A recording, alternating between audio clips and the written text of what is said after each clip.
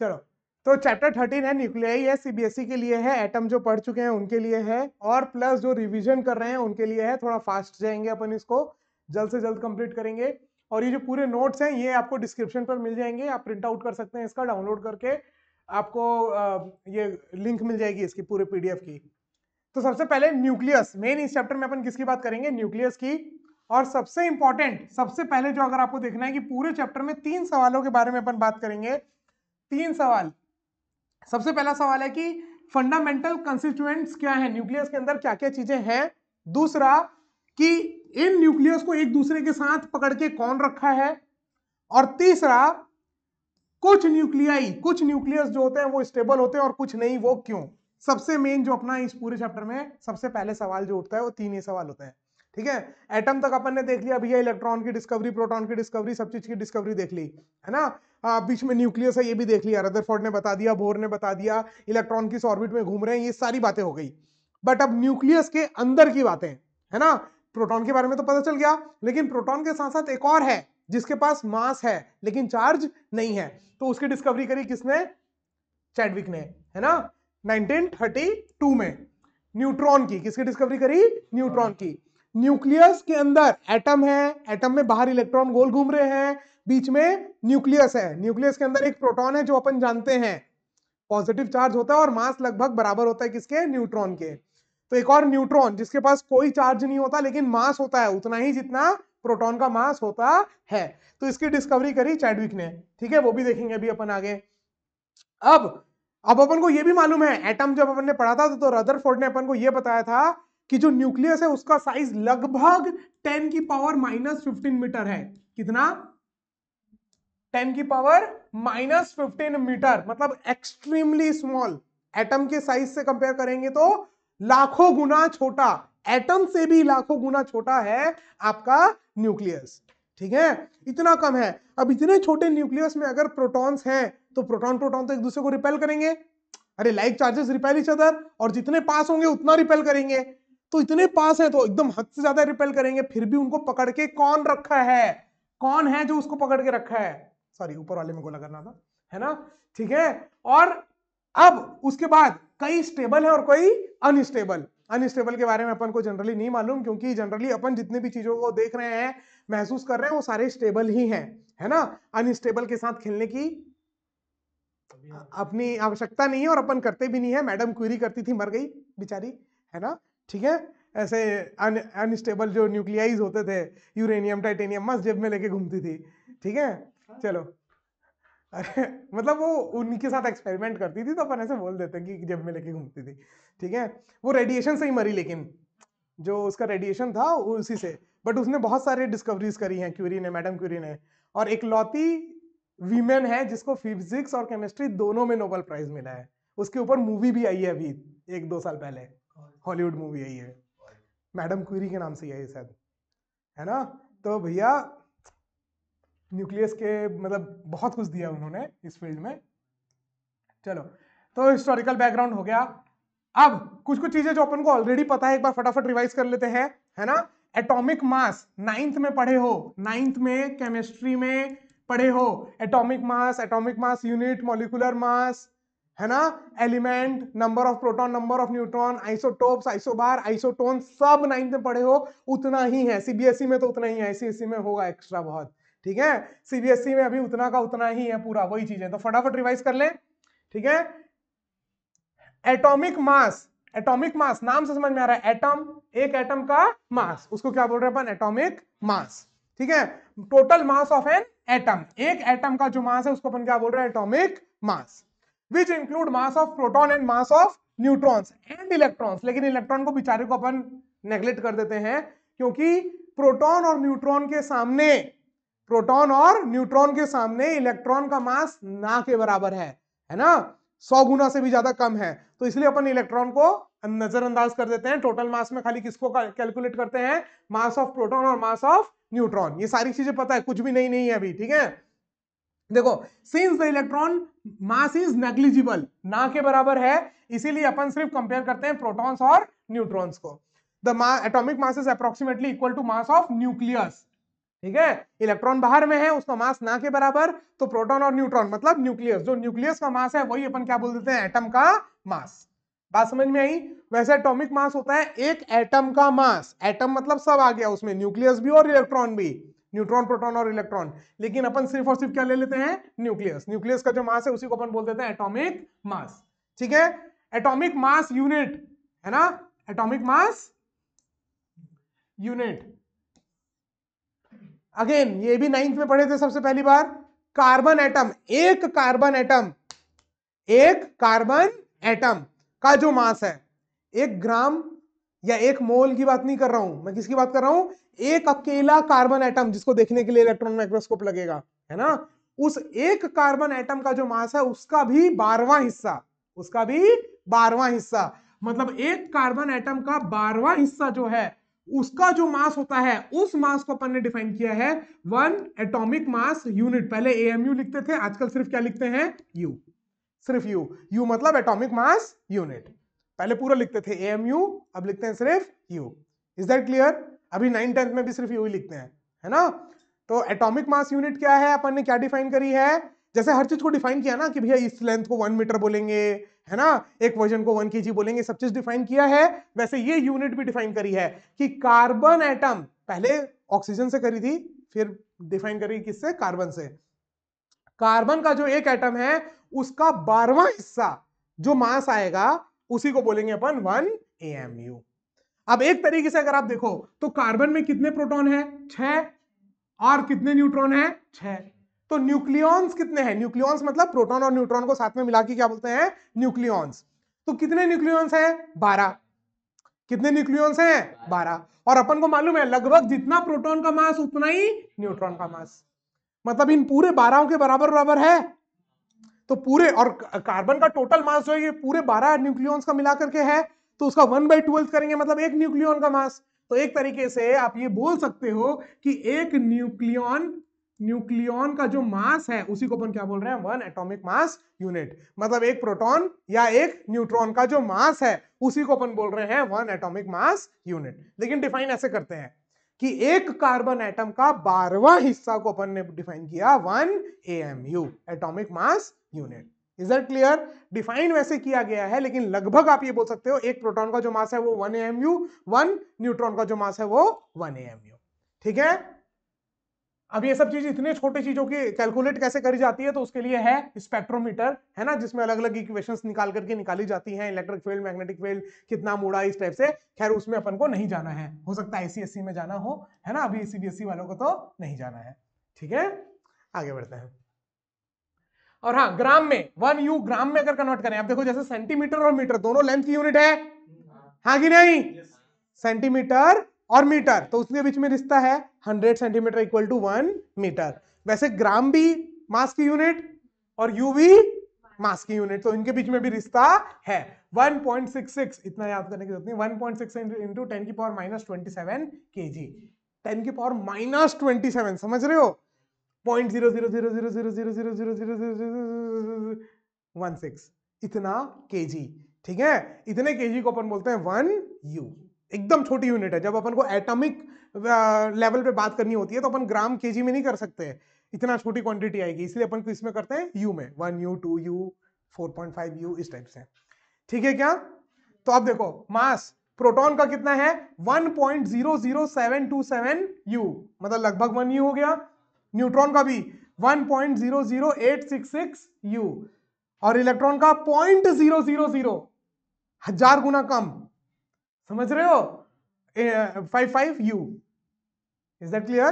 तो ये हो गया आपका प्रोटॉन का मास, ये हो गया न्यूट्रॉन का, दोनों का अपन सेम मास लेंगे। जो भी इक्वेशन आएगी, जो भी क्वेश्चंस आएंगे, जो भी न्यूमेरिकल आएंगे, आप क्या लोगे, 1.6 इंटू 10 की पावर -27 kg, 1.6 इंटू 10 की पावर -27 kg। प्रोटॉन का भी यही, न्यूट्रॉन का भी यही, और इलेक्ट्रॉन का लगभग 0 या 10 की पावर -31। बात समझ में आई? अरे काफी अंतर हो गया, देख रहे हो, इसमें और इसमें, इसमें 1.00 और इसमें 0.000, काफी अंतर हो गया है ना, बाई 1000 का अंतर हो गया, बाई 1000 करेंगे इसको तब जाके आएगा 0.000। Is it clear? चलो आगे बढ़ते हैं। अभी तक कुछ नया नहीं पढ़े, सिर्फ 9th का, कुछ भी नया नहीं पढ़े हैं। अगेन अभी फिर कुछ नया नहीं है। मास नंबर, वही नंबर ऑफ प्रोटॉन और नंबर ऑफ न्यूट्रॉन, उसी को बोलते हैं mass number, denoted by A, number of neutron plus number of protons is called mass number. तो नंबर ऑफ प्रोटॉन्स को अपन जेड से दिखाते हैं, एटॉमिक नंबर, है ना। जैसे अगर यहां पर आप किसी का भी बोलो, आयरन का जैसा एटॉमिक नंबर है 26, मतलब इसके पास प्रोटॉन कितने हैं 26। एटॉमिक नंबर क्या रिप्रेजेंट करता है, number of protons. Atomic number क्या रिप्रेजेंट करता है, एटॉमिक नंबर क्या रिप्रेजेंट करता है, नंबर ऑफ प्रोटॉन्स। तो अगर मान लो किसी का भी अगर आपको Z दे दिया, Z है 50, मतलब नंबर ऑफ प्रोटॉन्स है 50, और A क्या डिनोट करता है, टोटल मास, मतलब number of proton plus number of neutron. तो अगर आपको Z और A दोनों दे दिया, Z और A दोनों दे दिया, तो N भी मिल जाएगा माइनस करके, A में से Z को माइनस करके, ठीक है। और हाँ, रिप्रेजेंट कैसे करते हैं वैसे आगे आएगा। यहां पर भी जैसे लिखा हुआ है ऑक्सीजन 8 और 16, मतलब ये 8 क्या है आपका एटॉमिक नंबर Z, तो ये जो एटॉमिक नंबर है वही क्या बताता है, नंबर ऑफ प्रोटॉन्स। तो नंबर ऑफ प्रोटॉन्स कितने हो गए 8, टोटल प्रोटॉन और न्यूट्रॉन मिला के 16 है, तो 16 माइनस 8, न्यूट्रॉन भी कितने हो गए 8। बात समझ में आई। तो जो ऑक्सीजन का जो 16 मास वाला मॉलिक्यूल है उसमें कितने न्यूट्रॉन है 8, कितने प्रोटॉन है 8। Is that clear. कुछ भी नया होगा तो बताना अभी तक। अगेन ये पूरा पूरा पुराना है, isotopes, isobar and isotones. Isotopes जिसमें प्रोटॉन सेम हो, न्यूट्रॉन अलग, ठीक है। आइसोबार्स जिसमें प्रोटॉन प्लस न्यूट्रॉन, मतलब कि ए सेम है, ए क्या है सेम, और जेड अलग, जेड अलग, ठीक है। इसमें पी सेम ए अलग, इसमें ए सेम जेड अलग, और इसमें दोनों अलग हो सकते हैं, बस क्या सेम होना चाहिए, number of neutrons same, number of neutron same, तो उसको बोलते हैं आइसोटोन्स। एक एक दो दो एग्जांपल याद करने हैं बस ये। और क्या होते हैं याद रखना, आइसोटोप्स, आइसोटोप्स में क्या है, number of proton same but mass number अलग, मतलब नंबर ऑफ न्यूट्रॉन्स अलग, ठीक है। प्रोटॉन सेम, न्यूट्रॉन्स अलग। इसमें A same, mass number same, proton plus neutron same, लेकिन नंबर ऑफ प्रोटॉन अलग, नंबर ऑफ प्रोटॉन्स अलग। और इसमें एन सेम होना चाहिए, नंबर ऑफ न्यूट्रॉन क्या होना चाहिए सेम, बस। तो उसको बोलेंगे अपन isotones. Is that clear. Isotones, isotopes नहीं, आइसोटोन्स, ठीक है। अब ठीक है, बस ये याद रखना और कुछ भी नहीं, आइसोटोप्स, आइसोबार्स एंड आइसोटोन्स। अब एक एक एग्जांपल, जैसे हाइड्रोजन के ये आइसोटोप्स हैं 1 1। हाँ, एक बात और याद रखना, किसी भी एलिमेंट की 118 में से किसी भी एलिमेंट की जो केमिकल प्रॉपर्टीज हैं, मैं फिजिकल प्रॉपर्टी की बात नहीं कर रहा हूं, मैं किसकी बात कर रहा हूं, जो केमिकल प्रॉपर्टीज हैं वो नंबर ऑफ प्रोटॉन्स के ऊपर डिपेंड करती हैं। किसके ऊपर डिपेंड करती है, मतलब नंबर ऑफ प्रोटॉन्स चेंज तो एलिमेंट चेंज, न्यूट्रॉन चेंज होने से एलिमेंट चेंज। जैसे देखो, हाइड्रोजन हाइड्रोजन हाइड्रोजन, तीनों को हाइड्रोजन बोल रहे हैं क्योंकि तीनों का नंबर ऑफ प्रोटॉन क्या है सेम, भले न्यूट्रॉन्स अलग अलग हैं। हाँ, विधि बताओ तो पहले वाले में कितने न्यूट्रॉन्स हैं, इसमें इसमें कितने न्यूट्रॉन्स हैं। अरे वन कैसे, प्रोटॉन एक, और ये है number of proton plus number of neutron एक, number of protons plus number of neutrons एक, तो न्यूट्रॉन कितने हुए 0। तो ये हाइड्रोजन जो एलिमेंट है जिसका मास अपन 1 बोल रहे हैं, जो अपन हर जगह रहता है H2, जितने भी एलिमेंट्स हैं, है ना, 99.98%, मतलब 100% मान लो, पूरी दुनिया में जितने भी हाइड्रोजन है, पानी में या किसी भी मॉलिक्यूल में, आपकी केमिस्ट्री लैब में जहां पर भी हाइड्रोजन है, तो कौन सा हाइड्रोजन है, यही 1 वाला, मतलब जिसके पास कोई न्यूट्रॉन नहीं है, सिर्फ और सिर्फ क्या है, एक प्रोटॉन और 0 न्यूट्रॉन। यही है 99.98% जो नेचुरली मिलते हैं कहीं पर भी, वो यही हाइड्रोजन होते हैं, है ना। इसलिए इनका मास नंबर 1 बोलते हैं अपन, समझ में आया, 2 नहीं बोलते हैं। बाकी सबका देखो लगभग डबल होता है, जैसे carbon atomic number 6, mass number 12, क्योंकि जितने न्यूट्रॉन उतने प्रोटॉन लगभग, बट इसमें सिर्फ एटॉमिक नंबर भी 1, मास नंबर भी 1। बात समझ में आई, क्यों, क्योंकि उसमें एक प्रोटॉन है और न्यूट्रॉन एक भी नहीं है। हाँ, लेकिन इसके जुड़वा भाई भी है ना, इसके 2 जुड़वा भाई भी होते हैं, है ना, H2 और H3। H2 में क्या हो गया, एक प्रोटॉन और एक न्यूट्रॉन, तो टोटल मास नंबर हो गया 2। इसमें एक प्रोटॉन और 2 न्यूट्रॉन, तो इसका मास नंबर हो गया 3। अब तीनों में नंबर ऑफ प्रोटॉन सेम है तो इनकी केमिकल प्रॉपर्टी सेम है, इसलिए तीनों को नाम क्या दिया, हाइड्रोजन।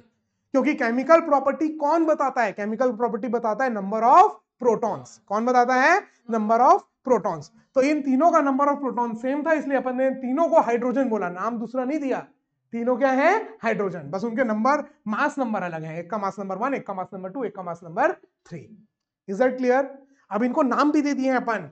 देखो, जो नॉर्मल हाइड्रोजन है उसको बोलते हैं अपन प्रोटियम, फिर जो दो वाले हैं ड्यूटेरियम, फिर ट्रिटियम। ठीक है, अब 99.98% तो आपका कौन सा है, प्रोटियम, नॉर्मल हाइड्रोजन है ना, 1 मास नंबर वाला हाइड्रोजन। 0.0156% है ड्यूटेरियम। और अब सोच लो ट्रिटेरियम कितना होगा, माइनस कर लो, 0.002 समथिंग कुछ आएगा, है ना, या 3, तो उतना है ट्रिटियम। Is that clear? अब देखो, कुछ कुछ चीजें हैं, ये चैप्टर जब सेकंड टाइम पढ़ोगे, रिवाइज करोगे, तब जाएगी, अभी तो सुन रहे हो तुम लोग बस, है ना। जो लिंक होगा हर चीज का पूरा पढ़ने के बाद, वो सेकंड टाइम पढ़ने के बाद आएगा, है ना। जब आप नोट्स से पढ़ोगे, ये पूरे नोट्स हैं, आप प्रिंट आउट कर सकते हैं, ऑनलाइन भी जो है, वैसे तो नहीं है कोई, लेकिन फिर भी पढ़ सकते हैं आप, डाउनलोड कर सकते हैं, प्रिंट आउट कर सकते हैं इन नोट्स को। ठीक है, देखो क्या बोला है, this isotopes of hydrogen are chemically identical. Isotopes जितने भी होते हैं वो केमिकली क्या होते हैं, आइडेंटिकल। केमिकल प्रॉपर्टी सेम होती है, हाँ फिजिकल प्रॉपर्टी अलग होगी। भैया मास नंबर ज्यादा होगा तो हैवी न्यूक्लियस होगा, तो बड़ा न्यूक्लियस होगा, साइज तो अलग होगा ही, समझ रहे हो, बट उनकी केमिकल प्रॉपर्टी सेम होगी, है ना। दो हाइड्रोजन एक ऑक्सीजन के साथ रिएक्ट कर रहा है तो वैसे ही करेगा सब में, चाहे हाइड्रोजन हो, चाहे उसका भाई ड्यूटेरियम हो, चाहे ट्रिटियम हो। ठीक है, वो वैसे ही H2O D2O है ना, वैसे ही T2O ऐसे रिएक्ट करेगा। ठीक है, आगे नेक्स्ट है आइसोबार्स। क्या है, आइसोबार्स, जिनका क्या है, मास number same but atomic number अलग। 2, 4, 5 जितने एग्जांपल याद करने हैं आप अपनी बुक से एग्जांपल याद कर सकते हो, 2-4 एग्जांपल याद रखना बोर्ड एग्जाम में चिपकाने के लिए। ठीक है, आगे, हाँ होते क्या है ये याद रखना बस। और आइसोटोन्स, आइसोटोन्स में क्या होते हैं, same number of neutrons, number of neutrons क्या होते हैं, सेम, बाकी ए जेड अलग हो चाहे कुछ भी हो। जैसे कार्बन का 14 मास वाला है ना, ये नॉर्मल नहीं है, ठीक है, कार्बन का भाई आइसोटोप है। नॉर्मल कार्बन अपन जब भी बात करते हैं तो C12 होता है, ठीक है, नॉर्मल कार्बन, क्योंकि सबसे ज्यादा एबंडेंट यही है, C12। ठीक है, तो ये अपन कार्बन का आइसोटोप्स की बात कर रहे हैं, एग्जांपल, इसलिए मैं बोल रहा हूं एग्जांपल याद रखना।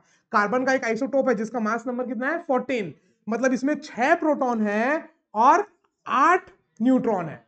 बात समझ में आई?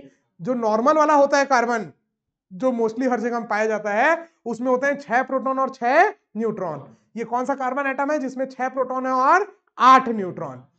फिर इसमें 7 प्रोटॉन और 8 न्यूट्रॉन, 7 प्रोटॉन और 8 न्यूट्रॉन। नॉर्मल वाले में क्या होते हैं, 7 प्रोटॉन और 7 न्यूट्रॉन, 14 मास नंबर होता है। जैसे आप यहां पर भी देखोगे 14 मास नंबर है ना, इसका कार्बन वाले का 12 मास नंबर है।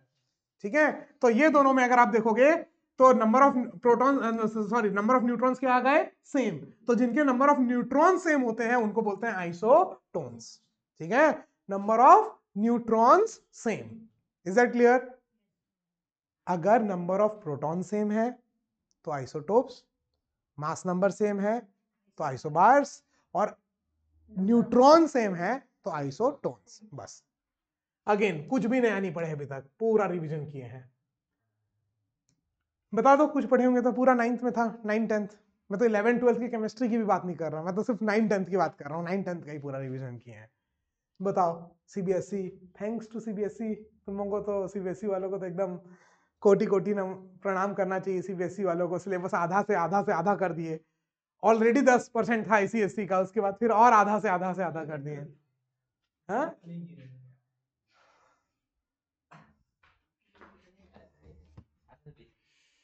ये है क्लास 12 सीबीएसई की फिजिक्स की बुक।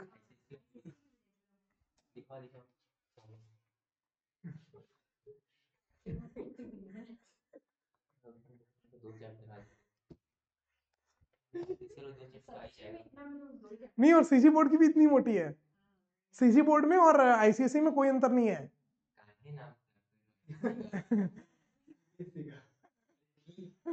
चलो आगे बढ़ते, रिकॉर्डिंग हो रहा है, चलो आगे। Composition of nucleus. अब न्यूक्लियस के अंदर क्या है आपको मालूम है, प्रोटॉन है और न्यूट्रॉन है। प्रोटॉन जो है वो पॉजिटिवली चार्ज है, न्यूट्रॉन जो है वो न्यूट्रल है, उसके पास कोई भी चार्ज नहीं है। चार्ज ऑफ न्यूक्लियस, और हाँ, चार्ज ऑफ न्यूक्लियस कितना है, उतना ही जितना चार्ज ऑफ प्रोटॉन है। अब मान लो कितने प्रोटॉन है, जो एटॉमिक नंबर है, तो अगर एटॉमिक नंबर है Z मतलब 10, एटॉमिक नंबर है 10 तो कितने प्रोटॉन, 10। यस और नो? तो अगर एटॉमिक नंबर Z है तो कितने प्रोटॉन, Z प्रोटॉन। और हर एक प्रोटॉन का कितना मास है, इंटू 1.6 इंटू 10 की पावर -19 कूलम। याद है ना ये तो, हर एक इलेक्ट्रॉन का और प्रोटॉन का सेम चार्ज होता है, 1.6 इंटू 10 की पावर -19 कूलम। तो टोटल चार्ज कितना हो जाएगा, ZE plus ZE। Is it clear? Z है एटॉमिक नंबर और E है चार्ज ऑफ 1 इलेक्ट्रॉन। तो ZE जो हो गया वो हो गया चार्ज ऑफ न्यूक्लियस। ठीक है, फिर डिस्कवरी ऑफ न्यूट्रॉन्स में आते हैं। डिस्कवरी ऑफ न्यूट्रॉन्स, चैडविक ने इस चीज का डिस्कवरी किया था। उसने एक ऑब्जर्व किया एक एक्सपेरिमेंट में कि एक रेडिएशन एमिट हुआ है, एक पर्टिकुलर एक्सपेरिमेंट कुछ उन्होंने किया चैडविक ने, और उन्होंने देखा कि कुछ एक रेडिएशन निकला जो फोटोन तो नहीं था, जो फोटोन तो नहीं था, और जिसके पास कोई चार्ज भी नहीं था, कोई चार्ज भी नहीं था, तो और मास भी था। तो उसने फिर उसको बोला कि भैया ये कोई नया पार्टिकल है, ना तो इलेक्ट्रॉन है ना तो प्रोटॉन है, और फिर उसने उसका नाम दिया न्यूट्रॉन। क्या नाम दिया, न्यूट्रॉन। ठीक है, जिसका मास उसने बोला कि सेम है किसके जितना, प्रोटॉन के जितना, बट चार्ज कोई भी नहीं है। और ये कैसे एक्ट कर रहा है, it acts as a glue. दो प्रोटॉन को आपस में पकड़ के रखने के लिए एज अ ग्लू एक्ट कर रहा है एक न्यूक्लियस के अंदर। न्यूक्लियस के अंदर प्रोटॉन प्रोटॉन को पकड़ के रखने के लिए काम कर रहा है कौन, neutron.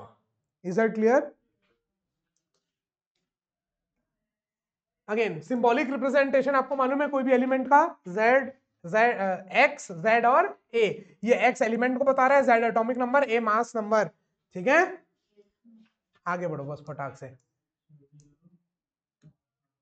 Size of nucleus, nucleus का साइज भी चैप्टर नंबर 12 में अपन ने देख चुका था, है ना, कि रदरफोर्ड ने बताया था साइज ऑफ एटम बहुत ही ज्यादा छोटा है और न्यूक्लियस का साइज 10 की पावर -15 के आसपास है। बस यहां पर अपन को पूरा फॉर्मूला याद रखना है कि टोटल रेडियस, किसी भी न्यूक्लियस का रेडियस जो होगा वो होगा R0 A की पावर 1/3। R0 एक कांस्टेंट है, R0 क्या है, कांस्टेंट, जिसकी वैल्यू है 1.2 इंटू 10 की पावर -15 मीटर। अब 1.2 इंटू 10 की पावर -15 मीटर ही क्यों लिए, ये आपको आगे पता चलेगा जब अपन पोटेंशियल एनर्जी कर्व पढ़ेंगे।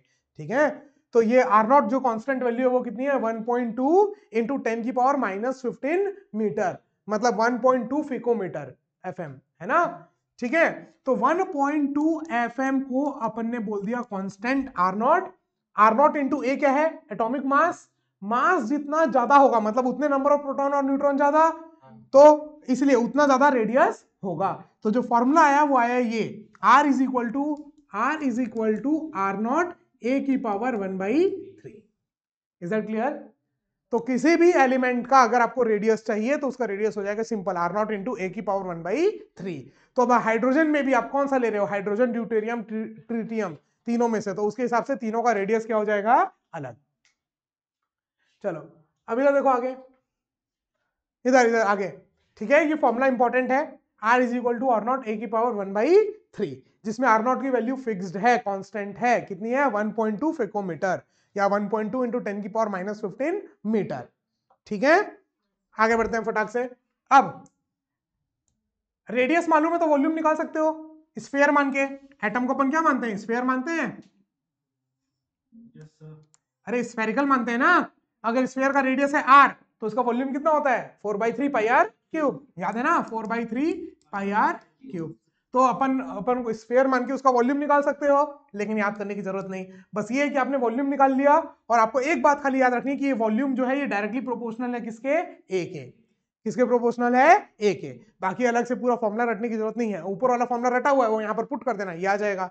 अलग से कुछ भी रटने की आवश्यकता नहीं है, बस आपको यह पता होना चाहिए कि जो वॉल्यूम है that is directly proportional to A की पावर 1, मतलब A जैसे जैसे बढ़ेगा सेम उसी तरीके से वॉल्यूम भी बढ़ेगा। ठीक है, और दूसरी बात, जो टोटल मास है वो भी डायरेक्टली A के ऊपर डिपेंडेंट है। अरे ए ही तो है वो, टोटल मास जो है वो भी ए। तो सबसे बड़ी बात, जब आप डेंसिटी निकालोगे तो डेंसिटी क्या होता है, mass by volume, mass by volume. Mass भी किसके ऊपर डिपेंड कर रहा है, ए, वॉल्यूम भी ए, डायरेक्टली ए, कोई पावर और कुछ भी नहीं, तो कट जाएगा। और जो न्यूक्लियस की डेंसिटी है वो कांस्टेंट आएगी, चाहे कोई भी एटम हो। बात समझ में आई? तो ये जब अपन ने न्यूक्लियर डेंसिटी निकाली, जब अपन ने न्यूक्लियर डेंसिटी निकाली तो वो कांस्टेंट आई। क्या आई, कांस्टेंट। 2.3 इंटू 10 की पावर 17 केजी पर मीटर क्यूब। और ये बात समझ में आई कांस्टेंट क्यों आई, हर एलिमेंट की, हल्के एलिमेंट की भी और भारी एलिमेंट की भी, क्योंकि भैया जो भारी एलिमेंट है उनका साइज भी तो बढ़ता जा रहा है, तो डेंसिटी क्या है, सेम। तो जो न्यूक्लियर डेंसिटी है, न्यूक्लियस की जो डेंसिटी है वो आई 2.3 इंटू 10 की पावर 17 केजी पर मीटर क्यूब। अब कंपेयर करो वाटर से, इधर इधर इधर, वाटर की डेंसिटी,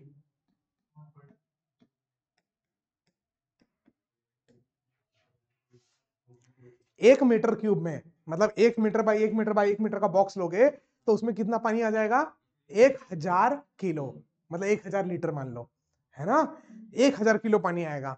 अब इतने ही में 1 का अगर आप न्यूक्लियस ले लो तो उसमें कितना आ जाएगा, 2.3 इंटू 10 की पावर 17, 2 3 1 2 3 4 5 6 7 8 9 केजी। अंतर है, देखो कितना। न्यूक्लियस की डेंसिटी सोच रहे हो, इमेजिन नहीं कर सकते, इतना डिफरेंस है। जो नॉर्मल डेंसिटी अपन बात कर रहे हैं मैटर की, और जो एक्चुअल में न्यूक्लियस की जो डेंसिटी है उसमें जमीन आसमान का अंतर है। और ये इसी कारण से है क्योंकि चैप्टर 12 में अपन ने पढ़ा था एटम में कि हाँ, एटम का मैक्सिमम जगह क्या है, खाली। एटम का मैक्सिमम जगह क्या है, खाली। 99% स्पेस खाली है। तो जब आप पूरे एटम को साथ में लेकिन उसका वॉल्यूम वो निकालोगे, डेंसिटी तो बहुत कम हो जाएगी, क्योंकि मास तो सिर्फ न्यूक्लियस में है और वॉल्यूम बहुत ज्यादा ले लिया आपने। तो इसलिए ओवरऑल जो मास होता है वो इतना कम आता है, ओवरऑल जो डेंसिटी आती है पानी की। लेकिन उन्हीं पानी के सिर्फ न्यूक्लियस की डेंसिटी देखोगे, जस्ट इमेजिन, कंपेयर करके देखो दोनों को, कितने टाइम्स है, 10 की पावर 14 टाइम्स, 10 की पावर 14 टाइम्स का अंतर है। हाँ हाँ, एटम्स नहीं पढ़े होते तो आधा रिलेट नहीं कर पाते एटम्स चैप्टर को। Is that clear?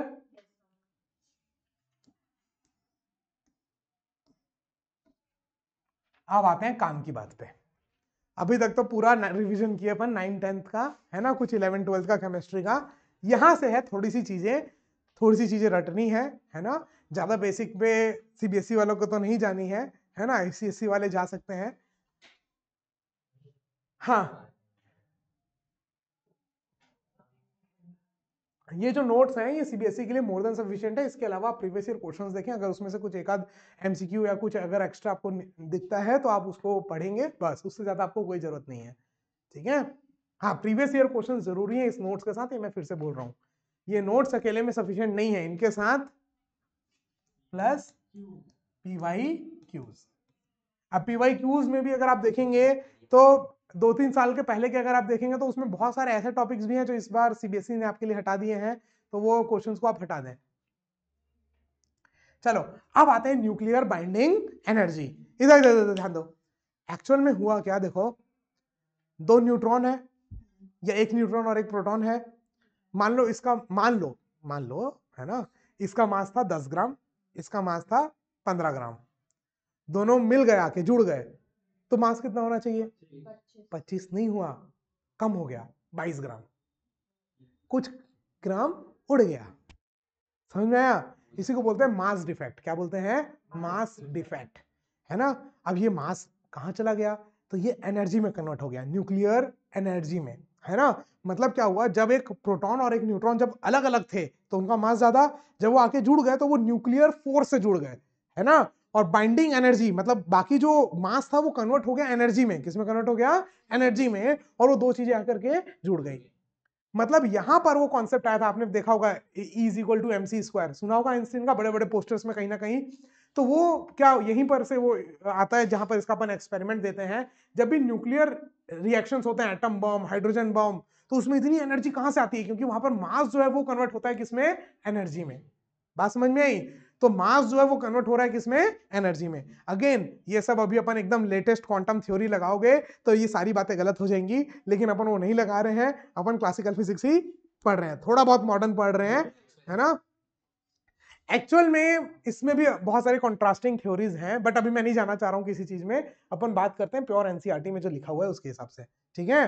तो मास डिफेक्ट क्या होता है, इंडिविजुअल जो न्यूक्लियॉन्स हैं उसका मास और एटम न्यूक्लियस का मास का जो डिफरेंस है उसको बोलते हैं मास डिफेक्ट। क्या बोलते हैं, मास डिफेक्ट, डेल्टा एम, ठीक है। और ये जो डेल्टा एम है, इसका जो ये जो मास डिफेक्ट है उसके कारण उसके करस्पॉन्डिंग उसके इक्विवेलेंट जो एनर्जी है उसको बोलते हैं न्यूक्लियर बाइंडिंग एनर्जी। क्या बोलते हैं, न्यूक्लियर बाइंडिंग एनर्जी, जो कितनी आती है, mc², ठीक है। m mass defect into c speed of light 3 × 10⁸ समझ रहे हो कितनी बड़ी क्वांटिटी आएगी ये, है ना। तो ये जो एनर्जी आई इसको बोलते हैं binding energy, EB। Is that clear. मतलब ये क्या है कि भैया इतनी एनर्जी आपको देनी पड़ेगी, एक न्यूट्रॉन, इधर ध्यान दो, एक न्यूट्रॉन और एक प्रोटॉन जुड़ गया है, अगर आपको इसको वापस से अलग अलग करना है तो इतनी एनर्जी आपको देनी पड़ेगी, इसलिए इसको बोलते हैं न्यूक्लियर बाइंडिंग एनर्जी, दोनों को बाइंड के रखा है। Is that clear. अगर दो न्यूक्लियॉन्स को आपको सेपरेट करना है एक दूसरे से तो आपको न्यूक्लियर बाइंडिंग एनर्जी जितनी एनर्जी देनी पड़ेगी, और आप जब आप इतनी एनर्जी दोगे तो वो एनर्जी कन्वर्ट हो जाएगी मास में, और मास बढ़ जाएगा ना। अरे जब जुड़ गया था तो मास कम था, तो अलग अलग कर दोगे तो मास बढ़ जाएगा, तो मास बढ़ेगा आपकी एनर्जी से। तो यहां पर जो ये आइंस्टीन ने इक्वेशन दी है, ये इक्वेशन में एनर्जी और मास क्या हो रहे हैं, इंटर कन्वर्ट हो रहे हैं, जो कि न्यूटन ने बोला था mass is fixed, mass can nether be created nor be destroyed, but यहां पर तो हो रहा है भैया, एनर्जी में कन्वर्ट हो रहा है, ठीक है। चलो, इज दैट क्लियर। अभी मास डिफेक्ट आ गया। अब न्यूक्लियर बाइंडिंग एनर्जी के बाद, अच्छा न्यूक्लियर बाइंडिंग एनर्जी आप निकाल सकते हो, मान लो कोई एलिमेंट है Z, mass number A, Z, तो प्रोटॉन कितने थे, Z इंटू P, इतने प्रोटॉन थे, और A माइनस Z, इतने न्यूट्रॉन्स थे, यस और नो। अगर कोई एलिमेंट है जिसका Z और A है तो ये इतने नंबर ऑफ प्रोटॉन्स हो गए। अब नंबर ऑफ न्यूट्रॉन्स कैसे निकालोगे, टोटल मास में से प्रोटॉन को माइनस कर दोगे तो मिल जाएगा नंबर ऑफ न्यूट्रॉन्स। तो ये नंबर ऑफ प्रोटॉन और नंबर ऑफ न्यूट्रॉन, तो ये नंबर ऑफ Z हो गया number of proton into mass of proton, ये हो गया number of neutron into mass of neutron. इन दोनों को सम करोगे तो ये एक्चुअल मास होना चाहिए था, ये एक्चुअल मास होना चाहिए था एटम का, लेकिन एक्चुअल मास एटम का क्या निकला, थोड़ा सा कम। तो जो एक्चुअल मास आपका निकला, इन दोनों का जो डिफरेंस है उसी को बोलते हैं मास डिफेक्ट। एक्चुअल मास इतना होना चाहिए था, इतने प्रोटॉन और इतने न्यूट्रॉन का, लेकिन कंबाइंड मास थोड़ा कम निकला, तो इन दोनों का जो डिफरेंस है इस पूरे का और इसका जो डिफरेंस है उसी को अपन बोलते हैं mass defect. Is that clear. Mass defect निकाल सकते हो, कोई एलिमेंट दे दिया है ना और उसका मास बता दिया, जैसे मान लो अगर मैं बोल दूं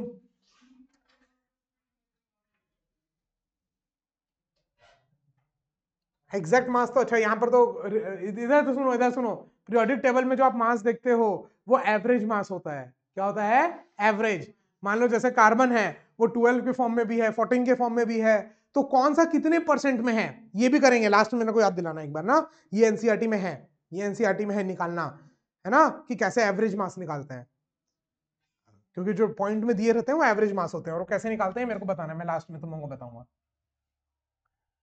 चलो इधर देखो अब आगे। हाँ ये अब ज्यादा काम का है, बाइंडिंग एनर्जी तो काम की थी, बट उससे ज्यादा क्या काम का है, बाइंडिंग एनर्जी पर न्यूक्लियॉन। हर एक न्यूक्लियॉन के लिए बाइंडिंग एनर्जी कितनी है, क्योंकि देखो हर एलिमेंट में नंबर ऑफ न्यूक्लियॉन्स अलग अलग हैं। अरे ये लाइट एलिमेंट इसमें 2 4 5, ये हैवी एलिमेंट 200 300, अरे नंबर ऑफ न्यूक्लियॉन्स अलग अलग हैं पूरे, ऊपर से लेकर नीचे तक, लाइट एलिमेंट से लेकर के हैवी एलिमेंट तक नंबर ऑफ न्यूक्लियॉन्स अलग अलग हैं। तो ऑब्वियसली जिसमें न्यूक्लियॉन्स बहुत ज्यादा है उसमें तो बाइंडिंग एनर्जी ज्यादा होगी, तो उससे अपन स्टेबिलिटी बता नहीं सकते। स्टेबिलिटी अपन किससे बताते हैं, एक न्यूक्लियॉन की कितनी बाइंडिंग एनर्जी है, समझ में आया। इसका एक और एग्जांपल सुनो, एक इतना छोटा सा कोई कंपाउंड ले लो, कोई मेटल ले लो, आयरन ले लो, मान लो एक आयरन का इतना छोटा टुकड़ा और एक इतना बड़ा टुकड़ा, इधर एक आयरन का इतना छोटा टुकड़ा और एक इतना बड़ा टुकड़ा, ठीक है। अब उन दोनों की टोटल एनर्जी से क्या उसका टेम्परेचर बता सकते हो, टेम्परेचर तो किससे डिसाइड होता है? हर एक एटम के पास कितनी एनर्जी है, वाइब्रेशनल एनर्जी। अब ऑब्वियसली जो इतना बड़ा है उसके पास तो एनर्जी ज्यादा ही होगी, है कि नहीं? भले ही उसका टेम्परेचर कम हो दूसरे वाले से, बट सबकी मिला के तो ज्यादा ही हो जाएगी ना। तो ओवरऑल नंबर ऑफ एटम्स से अपन को टोटल एनर्जी से कोई भी चीज पता नहीं चलेगी। तो इसलिए अपन क्या निकालते हैं? बाइंडिंग एनर्जी पर न्यूक्लियन, कि एक न्यूक्लियन के पास कितनी एनर्जी है, और उससे अपन चीजों को डिफाइन करते हैं। तो उसको बोलते हैं EBN। EB मतलब बाइंडिंग एनर्जी, EBN मतलब बाइंडिंग एनर्जी पर न्यूक्लियन। तो करना क्या है? कुछ नहीं, जो EB है उसमें डिवाइड कर दो क्या? ए। नंबर ऑफ न्यूक्लियंस कितने हैं? ए से डिवाइड कर दो तो ये आ जाएगा EBN। बट यहां पर मजेदार बात है, ये ग्राफ दिख रहा है? दिख रहा है? ये ग्राफ जब बनाया गया बाइंडिंग एनर्जी पर न्यूक्लियन का, याद रखना ये ग्राफ किसका है? बाइंडिंग एनर्जी पर न्यूक्लियन, EBN का है ना, अलग अलग एटॉमिक मास के साथ। तो इस टाइप का कुछ ग्राफ निकल के आया ऐसे, जिक जिक जिक जिक जिक जिक, है ना। अब यहां पर सबसे ज्यादा बाइंडिंग एनर्जी आई किसकी? आयरन की। जो जो रटना है इस टेबल से वो बता रहा हूं, है ना। क्या क्या रटना है? सबसे पहली बात, सबसे ज्यादा बाइंडिंग एनर्जी आई किसकी? आयरन की। आयरन 56, मास नंबर है वो 56 ना, एटॉमिक नंबर तो 26 है। हाँ, ठीक है। एटॉमिक नंबर कितना है? 26। मास नंबर है, ये जितना भी दिया हुआ है मास नंबर दिया हुआ है, ठीक है। क्योंकि हाइड्रोजन का तो एटॉमिक नंबर 1 होता है, तो यहाँ 2 और 3 दिया है, तो ये मास नंबर है। ड्यूट्रॉन और सॉरी, हाँ, ड्यूट्रॉन और ट्रिटियम, ट्रिटियम है ना, ट्रिटियम। तो देखो ये मास नंबर है, तो आयरन जिसका मास नंबर है कितना? 56, इसकी सबसे ज्यादा बाइंडिंग एनर्जी आई। और दूसरा चीज जो इस ग्राफ में देखने को मिला कि 20 से कम के लिए भी जो बाइंडिंग एनर्जी थी वो कम आई, और बहुत हैवी 170 से लगभग आगे के जो एलिमेंट्स हैं उनके लिए भी बाइंडिंग एनर्जी क्या आई? कम आई। मतलब बहुत हैवी हो जा रहे हैं तो भी बाइंडिंग एनर्जी कम हो जा रही है, बहुत ज्यादा हल्के हैं तब भी कम हो जा रही है। जो बीच के मिडल के एलिमेंट्स हैं, मीडियम साइज, उनकी बाइंडिंग एनर्जी सबसे ज्यादा है। अब खुद सोचो, बाइंडिंग एनर्जी का मतलब क्या था? उतनी एनर्जी आपको देनी पड़ेगी उनको अलग करने में, यस और नो? तो अब जिसकी बाइंडिंग एनर्जी बहुत ज्यादा, उसमें बहुत एनर्जी लगाना पड़ेगा अलग करने के लिए, तो मतलब वो सबसे ज्यादा स्टेबल। अरे इतना जल्दी अलग अलग नहीं होंगे ना, तो सबसे ज्यादा स्टेबल। तो क्या बात याद रखनी है? जिसकी बाइंडिंग एनर्जी पर न्यूक्लियन ज्यादा, उसकी स्टेबिलिटी ज्यादा। तो अपन ने क्या देखा? जो ये बीच के एलिमेंट है लगभग 20-30 से लेकर के 30 से लेकर के 170 तक, ये काफी स्टेबल है। और 170 से ज्यादा मास वाले भी अनस्टेबल हो जा रहे हैं, और एकदम लाइट वाले जो हैं वो भी अनस्टेबल हो जा रहे हैं। Is that clear? Is that clear? है ना। और इतने के बीच में ये जो बीच वाले एलिमेंट है 30 से लेकर 170 तक, इनके लिए बाइंडिंग एनर्जी पर न्यूक्लियन सेम ही है। न्यूक्लियंस बढ़ते जा रहे हैं लेकिन बाइंडिंग एनर्जी पर न्यूक्लियन क्या है? लगभग कांस्टेंट। ठीक है। अब जो जो चीज रटनी है वो सब यहां लिखी हुई है, देख लो, सब लिखा हुआ है। द बाइंडिंग एनर्जी पर nucleon is maximum 8.75 for iron, medium size iron atom. EBN is practically constant, that is independent of the atomic number of the nuclei of the middle mass number 30 से 170। 30 से 170 तक लगभग EBN क्या है? Constant. बता दिया मैं। और EBN जो है वो कम हो जा रहा है दोनों के लिए, लाइटर एलिमेंट के लिए भी 30 से कम, और हैवियर के लिए भी 170 से ज्यादा। Is that clear? आगे बढ़ेंगे।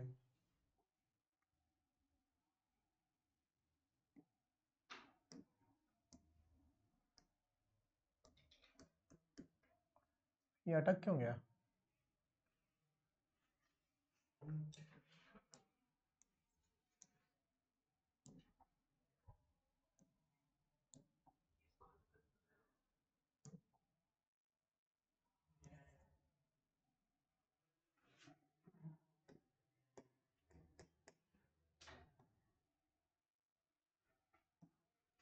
ये क्या हुआ?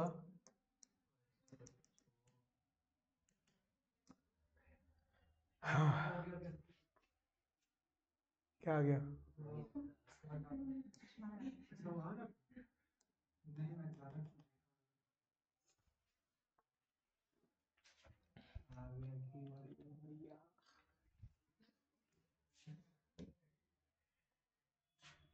हाँ, ठीक है, आगे बढ़ते हैं। चलो, अब बाइंडिंग एनर्जी के यूज से, बाइंडिंग एनर्जी पर न्यूक्लियन के यूज से अपन स्टेबिलिटी बता रहे हैं एटम्स की।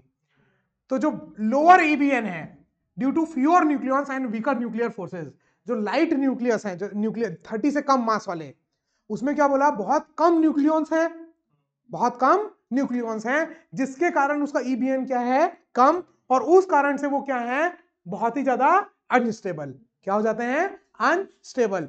तो जब वो अनस्टेबल है, इधर देखो, तो वो क्या करते हैं, जो लाइटर एलिमेंट्स हैं और जो अनस्टेबल लाइटर एलिमेंट्स हैं, वो क्या करते हैं, आपस में जुड़ते हैं हेवी बनने के लिए। जो लाइटर एलिमेंट्स हैं, जैसे हाइड्रोजन का डबल वाला, हाइड्रोजन का ट्रिपल वाला, है ना, H2 और H3, ड्यूटेरियम और ट्रिटियम, है ना, ये दोनों जो हैं वो क्या करते हैं, आपस में जुड़ते हैं, आपस में जुड़ करके हैवी एलिमेंट बनते हैं। क्योंकि हैवी एलिमेंट जो मीडियम साइज है, एकदम जो हल्के वाले हैं उनका भी ईबीएन कम, बीच वाले का ओके, फिर एकदम ज्यादा वाले का भी कम। तो ये अगर आपस में जुड़ के अगर आसपास वाले मीडियम साइज बनेंगे तो ईबीएन बढ़ जाएगा, ईबीएन बढ़ जाएगा, ज्यादा स्टेबल हो जाएंगे। और जब ये जो प्रोसेस होता है, इसमें बहुत सारी एनर्जी निकलती है, क्योंकि बहुत सारा मास कन्वर्ट हो गया ना बाइंडिंग एनर्जी में, तो इसलिए बहुत सारी एनर्जी निकलेंगी। दो एलिमेंट हैं, वो आपस में फिर से जुड़ जाएंगे, तो ईबीएन बढ़ गया, ईबीएन बढ़ गया तो एनर्जी रिलीज हुई।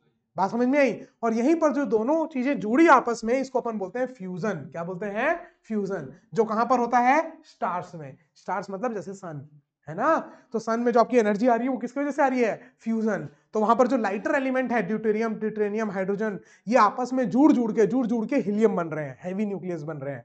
ये पूरी इक्वेशन रटनी है, बता दे रहा हूं मैं भी, लास्ट में आएगी, ठीक है।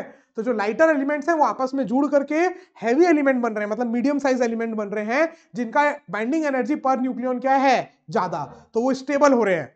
Is that clear. और इस प्रोसेस में वो बहुत एनर्जी को निकाल रहे हैं, जो एनर्जी अपन को यहां तक मिल रही है सन की एनर्जी, समझ में आई।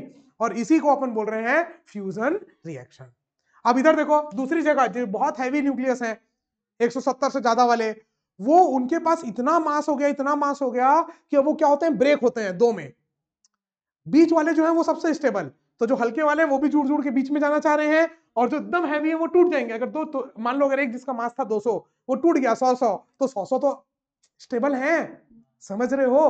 तो जो बहुत हैवी एलिमेंट है वो आपस में क्या हो जाते हैं, ब्रेक हो जाते हैं, और ब्रेक होकर के वो मीडियम साइज जिनका ईबीएन ज्यादा है उसमें आ जाते हैं। और इस प्रोसेस में भी एनर्जी भर भर के निकलती है, क्योंकि ईबीएन बढ़ा ना, ये बात याद रखना, ईबीएन बढ़ा, बाइंडिंग एनर्जी बढ़ी, मतलब एनर्जी निकली, रिलीज हुई। बात समझ में आई। क्योंकि जब न्यूट्रॉन और प्रोटॉन आपस में मिलते हैं तो एनर्जी रिलीज होती है। Is that clear, is that clear. तो ईबीएन अगर बाइंडिंग एनर्जी बढ़ रही है तो एनर्जी रिलीज हुई। तो दोनों में जब एक ब्रेक हो रहा है, लाइटर एलिमेंट ब्रेक हो रहे हैं, तो उसको बोलते हैं फ्यूजन, जो स्टार्स में होता है। और हैवी एलिमेंट आपस में ब्रेक होते हैं, दो या दो से ज्यादा लाइट न्यूक्लियाई में अपना ईबीएन बढ़ाने के लिए, तो उसको बोलते हैं फिजन। ठीक है, फिजन टूटना, फ्यूजन जुड़ना। जैसे भी आपने देखा होगा एआई आता है, फ्यूजन, अलग अलग दो इमेज को फ्यूज करना, मतलब जोड़ देना, है ना।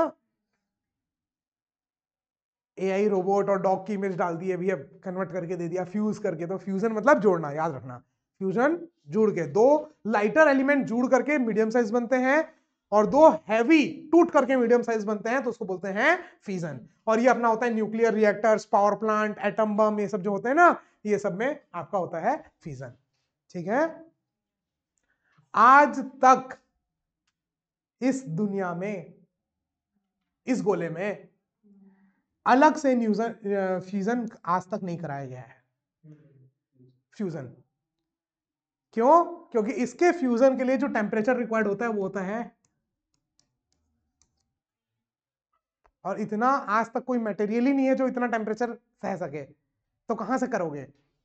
अरे फ्यूजन कब होगा, जब दो न्यूक्लियॉन्स एक दूसरे के पास आएंगे, कितना, 10⁻⁻15 मीटर, समझ रहे हो। उनको इतना पास पहुंचाने के लिए इतनी एनर्जी चाहिए, इतनी एनर्जी चाहिए, 10⁻5 10⁻7 केल्विन, जो पॉसिबल ही नहीं है अर्थ में। सन में है, तो सन में हो रहा है न्यूक्लियर रिएक्शन, ये वाला फ्यूजन वाला, समझ में आया।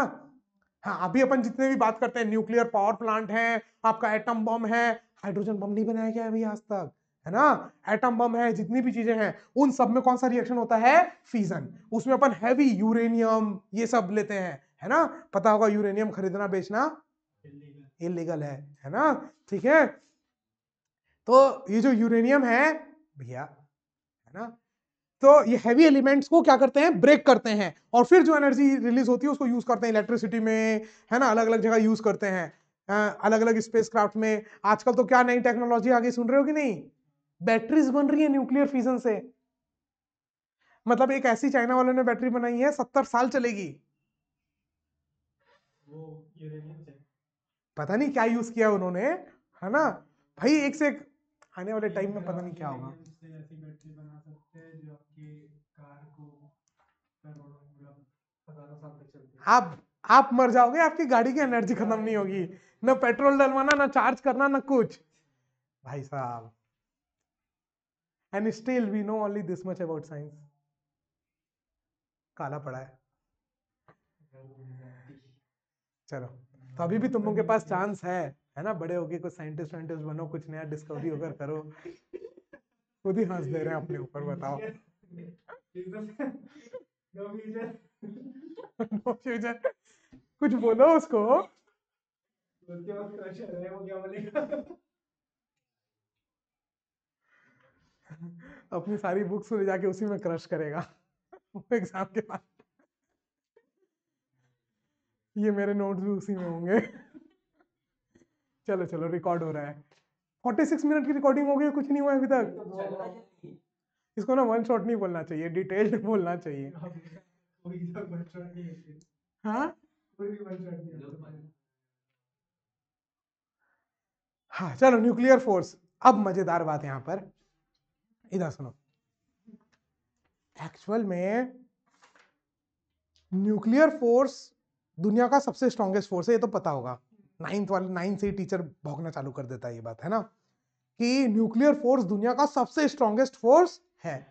लेकिन ये सिर्फ तभी लगेगा जब कोई दो ऑब्जेक्ट, दो न्यूक्लियॉन्स के बीच की, न्यूट्रॉन या प्रोटॉन के बीच की दूरी जो हो वो किससे कम हो, 1.2 पिकोमीटर से कम हो। लगभग मान लो 1.2 1.5 पिकोमीटर, 1 से 2 पिकोमीटर मान लो, 1 से 2 पिकोमीटर के आसपास हो। 2 पिकोमीटर से कम होती है जब दो दो न्यूक्लियॉन्स के बीच की दूरी, तभी न्यूक्लियर फोर्स लगता है, नहीं तो नहीं लगता।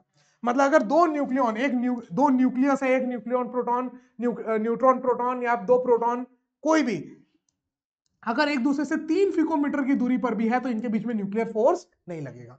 3 पिकोमीटर भी कितना कम होता है, समझ रहे हो, 3 × 10⁻⁻15।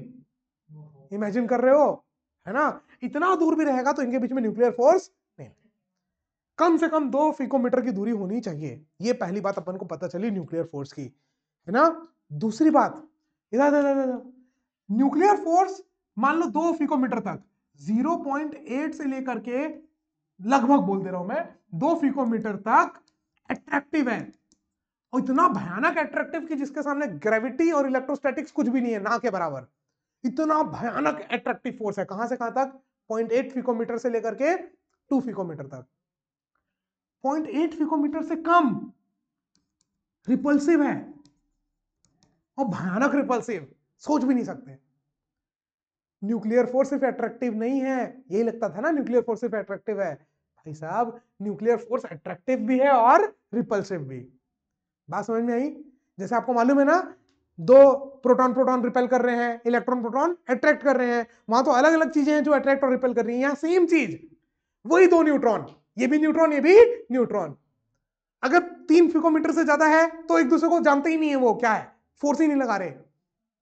0.8 पिकोमीटर से ज्यादा, 2 पिकोमीटर से कम है तो अट्रैक्टिव, और इतना भयानक अट्रैक्टिव है इन दोनों के बीच में फोर्स कि आपको भैया उनको अलग करने के लिए कितनी एनर्जी देनी पड़ेगी, देख रहे थे ना भाई, एटम बम, हाइड्रोजन बम जितनी एनर्जी देनी पड़ेगी, समझ रहे हो। Binding energy, mega electron volt, MEV, इसी में थी ना यूनिट्स, गौर तो किए नहीं होगे तुम लोग, है ना। अगर यहां पर आप देखोगे ये पूरी एनर्जी किसमें है, MEV, मेगा इलेक्ट्रॉन वोल्ट, इतनी 8.75, इतनी भयानक एनर्जी देनी पड़ेगी एक न्यूक्लियॉन के लिए, एक न्यूक्लियॉन के लिए, ठीक है।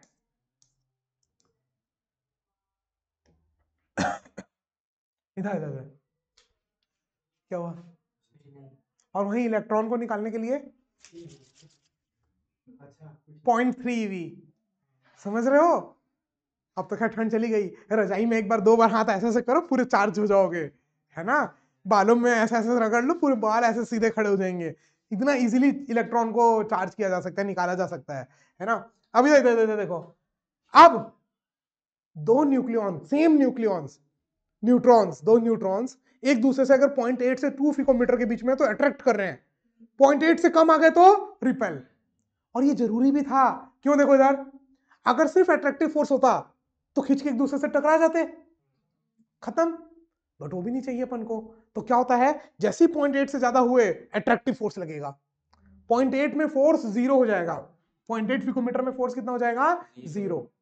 और 0.8 से जैसे ही पास आए रिपेल करेगा, भाई दूर जा।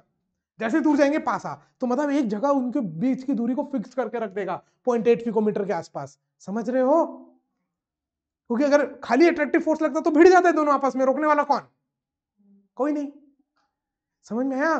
तो जो न्यूक्लियर फोर्स है उसके बारे में क्या क्या बात याद रखनी है। और दूसरी बात, एक और बात, वैसे तो सब लिखा हुआ है, एक बार फिर पढ़ूंगा, बट सुन लो एक बार। न्यूक्लियर फोर्स सेम लगता है न्यूट्रॉन न्यूट्रॉन के बीच, प्रोटॉन प्रोटॉन के बीच, न्यूट्रॉन प्रोटॉन के बीच। ठीक है? जितना न्यूक्लियर फोर्स न्यूट्रॉन न्यूट्रॉन के बीच लगेगा, उतना ही न्यूट्रॉन प्रोटॉन के बीच, उतना ही प्रोटॉन प्रोटॉन के बीच। प्रोटॉन प्रोटॉन एक दूसरे को रिपेल भी कर रहे हैं, वो इलेक्ट्रोस्टैटिक फोर्स से, बट जब वो 0.2 पिकोमीटर के पास आ जाते हैं तो उनके बीच में एक और फोर्स लगने लग जाता है, कौन सा? Nuclear force. और ऐसा नहीं कि जब न्यूक्लियर लग रहा है तो इलेक्ट्रोस्टैटिक्स नहीं लग रहा है, इलेक्ट्रोस्टैटिक्स भी लग रहा है।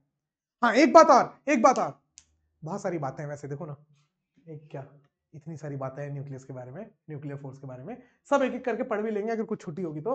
हाँ, एक बात और, जैसे आपने देखा है इधर ग्रेविटेशनल फोर्स जो होता है दोनों ऑब्जेक्ट के सेंटर के लाइन जॉइनिंग पे लगता है, इलेक्ट्रोस्टैटिक दो चार्जों के लाइन जॉइनिंग पे लगता है सेंटर के। न्यूक्लियर का ऐसा कहानी कहीं भी लग सकता है ना? ठीक है? ये दोनों के लाइन जॉइनिंग, सेंटर के लाइन जॉइनिंग की तरफ नहीं लगता है, न्यूक्लियर फोर्स कहीं भी लग सकता है। उसका अलग अलग रीजन है ना, कि वहां पर पार्टिकल बोसॉन्स क्या क्या पार्टिकल्स हैं उनके इधर उधर के वजह से, तो किसी भी एंगल पे लग सकता है। खैर उस कहानी में नहीं जाना। जो मुद्दे की बात है एनसीईआरटी में जो लिखी हुई है, जहां से मैंने ये आपके लिए पूरे के पूरे नोट्स एक्सट्रैक्ट किए हैं यूजिंग एआई ऑब्वियसली, है ना? देखो इधर, क्या मैं टाइप करते बैठूंगा क्या? हाँ, अभी तुम लोगों के लिए। हाँ, ठीक है, चलो। It is one of the 4 fundamental forces in nature. पूरी दुनिया में 4 फंडामेंटल फोर्सेस हैं, उनको भी आपस में कंबाइन करने की थ्योरीज चल रही हैं ऑलरेडी, है ना, यूनिफाई करने की, कि एक ही से चारों एक्सप्लेन हो जाए।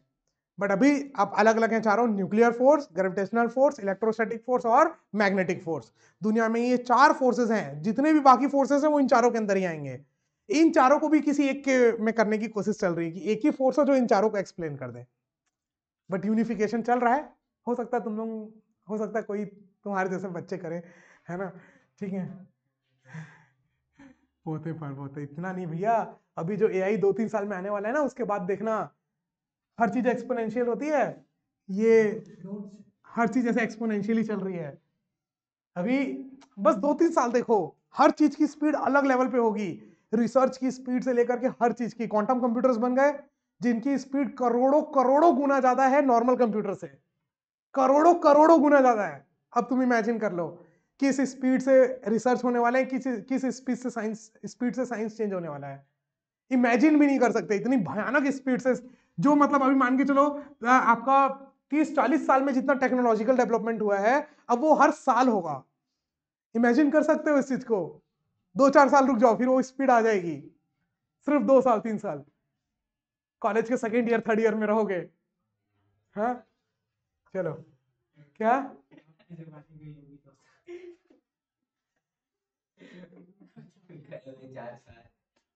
चलो आगे बढ़े, इसको कंप्लीट करें। 54 मिनट का वीडियो हो गया। वीडियो तो बनवा ले रहे हो, देखता तो कोई है नहीं इसको यूट्यूब में। हाँ, मैं खुद ही देखता हूँ बस। चलो आगे आगे आगे आगे, कोई देखने आ जाएगा ना तो ये सुन के नहीं देखेगा आगे। चलो आगे आगे आगे आगे आगे आगे आगे आगे। हाँ, न्यूक्लियर फोर्स इफेक्टिव होते हैं बहुत ही छोटे दूरी पर, 1 से 2 FM में, पिकोमीटर में। ठीक है? Beyond this range force rapidly decreases and becomes negligible. इसके आगे 2 पिकोमीटर के आगे एकदम एक्सपोनेंशियली कम हो जाती है, बात समझ में आई, और ना के बराबर हो जाती है, उसके आगे फिर न्यूक्लियर फोर्स नहीं लगता है। Is that clear? ये बता दिया मैं आपको, कुछ चीज नहीं बताया हूं तो वो बताना, देखेंगे वो चीज। चलो ये भी बता दिया, सेम होता है न्यूट्रॉन न्यूट्रॉन के बीच, प्रोटॉन न्यूट्रॉन के बीच और प्रोटॉन प्रोटॉन के बीच सेम होता है फोर्स, न्यूक्लियर फोर्स, ये भी बता दिया। हाँ ये भी बता दिया 0.8 पिकोमीटर से कम में क्या है, रिपल्सिव, और 0.8 पिकोमीटर से ज्यादा में क्या है, अट्रैक्टिव, और 0.8 पिकोमीटर में 0, है ना। और ये रिपल्सिव फोर्स जो है यही बचाता है एक दूसरे में कोलैप्स होने से, टकराने से, दो न्यूक्लियॉन्स को एक दूसरे से टकराने से कौन बचाता है, ये रिपल्सिव फोर्स, जो और कम दूरी होने पर एक्ट करता है। हाँ एक बात और भूल गया था मैं, एक न्यूक्लियॉन जो है, मान लो एक न्यूक्लियॉन यहां पड़ोसी इसके, तो एक न्यूक्लियॉन सिर्फ अपने पड़ोसी वालों को फोर्स लगाएगा, उसके पड़ोसी वाले को क्यों, क्योंकि खाली 1 या 2 पिकोमीटर तक में लगा पाता है, तो ये जो पड़ोसी पड़ोसी हो तो 1 और 2 पिकोमीटर के आसपास, और उसके जो पड़ोसी हैं और ज्यादा दूरी हो गई तो वहां पर फोर्स क्या हो जाता है, 0। तो ऐसा नहीं है कि एक न्यूक्लियस इधर इधर इधर एक न्यूक्लियस है, यहाँ एक न्यूक्लियस और उसके आगे एक न्यूक्लियस, तो ये न्यूक्लियस उन दोनों को फोर्स लगा रहा है, ना ना ना ना, ये एक को लगा रहा है, वो दूसरे को लगा रहा है, वो तीसरे को लगा रहा है। एक ही जो न्यूक्लियस है, न्यूक्लियॉन्स है, एक ही जो न्यूक्लियॉन्स है वो सिर्फ अपने एडजेसेंट वाले को, अपने पड़ोसी को ही खाली फोर्स लगा रहा है, उसके पड़ोसी को नहीं लगा रहा। और यही कारण है कि बीच के सारे का ईबीएन क्या है, लगभग same, number of neutron nucleon से चेंज नहीं हो रहे, समझ में आई, चाहे 10 न्यूक्लियॉन्स हो चाहे 20, उनका ईबीएन क्या है, सेम, लगभग सेम है ना, 30 से लेके 170 तक। और उसका रीजन ही यही है, क्योंकि एक जो न्यूक्लियॉन्स है वो सिर्फ अपने पड़ोसी वाले न्यूक्लियॉन्स को फोर्स लगा रहा है, उनके पड़ोसी वालों को नहीं लगा रहा, ठीक है। इमीडिएट नेबर्स, इमीडिएट नेबर्स मतलब जस्ट सटे हुए नेबर्स, है ना। हाँ हाँ हाँ हाँ समझा दिया, आगे बढ़ते हैं। हाँ, unlike gravitational and electrostatic force, nuclear force is not directed along the line joining there centre. जैसे ग्रेविटेशनल फोर्स और इलेक्ट्रोस्टैटिक फोर्स सेंटर के तरफ होते हैं, एक दूसरे के सेंटर के लाइन ज्वाइनिंग, ये बहुत कॉम्प्लेक्स स्ट्रक्चर है इसका, जिसमें ना ही जाए तो बेहतर है। आगे जाते हैं। हाँ अब क्या, हाँ उनके में हो सकता है, ठीक है, अंतर तो आप देख ही रहे हैं।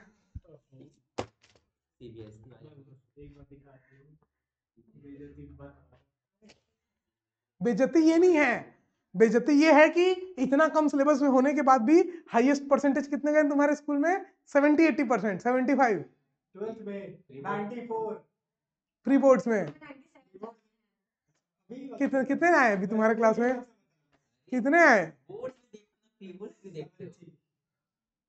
हाँ तो जो बोर्ड्स में लाए उनकी छपी हुई है मेरे बुक में उनकी फोटोज।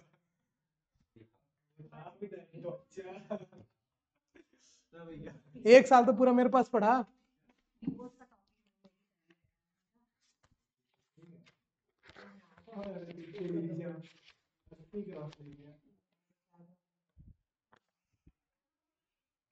उसमें क्यों नहीं दिखा रहे इसको देखने बोले हैं। चलो आगे आगे आगे आगे।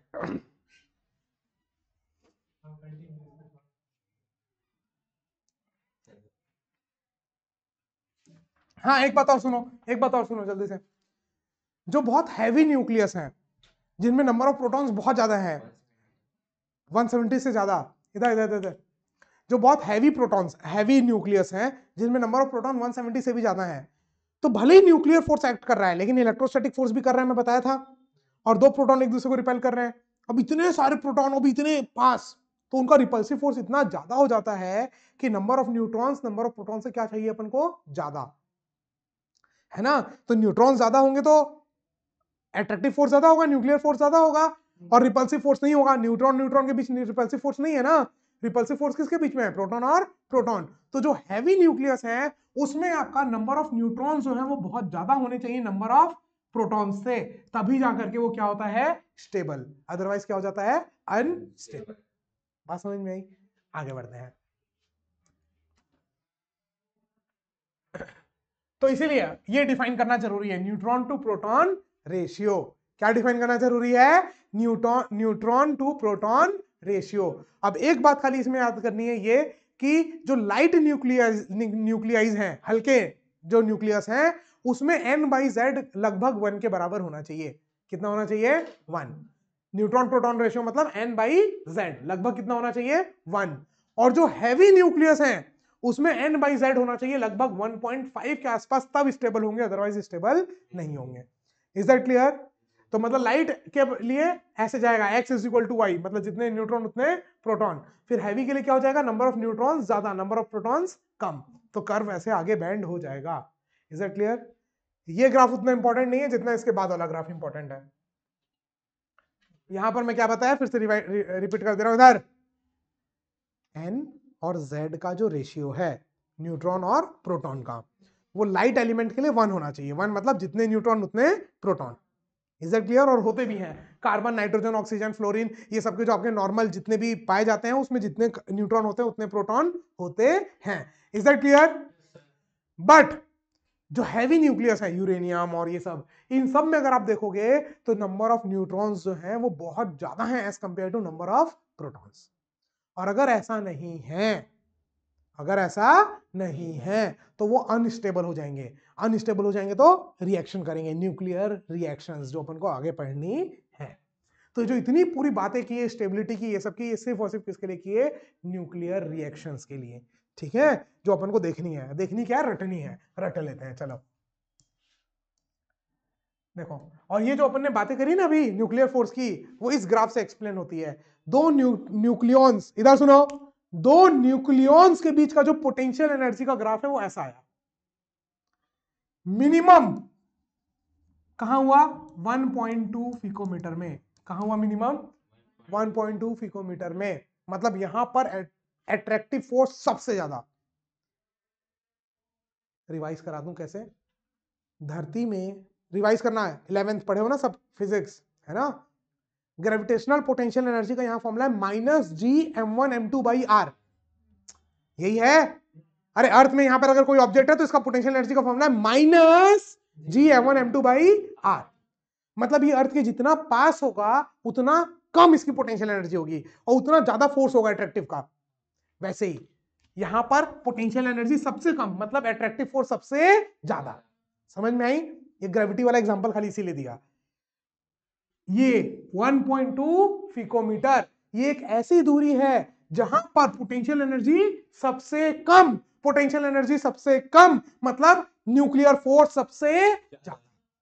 तो न्यूक्लियर फोर्स सबसे ज्यादा एक्ट कर रहा है कहां पर, 1.2 पिकोमीटर। अब ये ऑब्जेक्ट है, इसको मैं ऊपर लेते जाऊं ले जाऊं इंफिनिटी में, इसका पोटेंशियल एनर्जी कितना हो जाएगा, 0। क्यों? क्योंकि वहां पर ग्रेविटेशनल फोर्स कितना हो गया, 0। तो ये पॉइंट दिख रहा है बी, यहां पर पोटेंशियल एनर्जी कितना है, 0।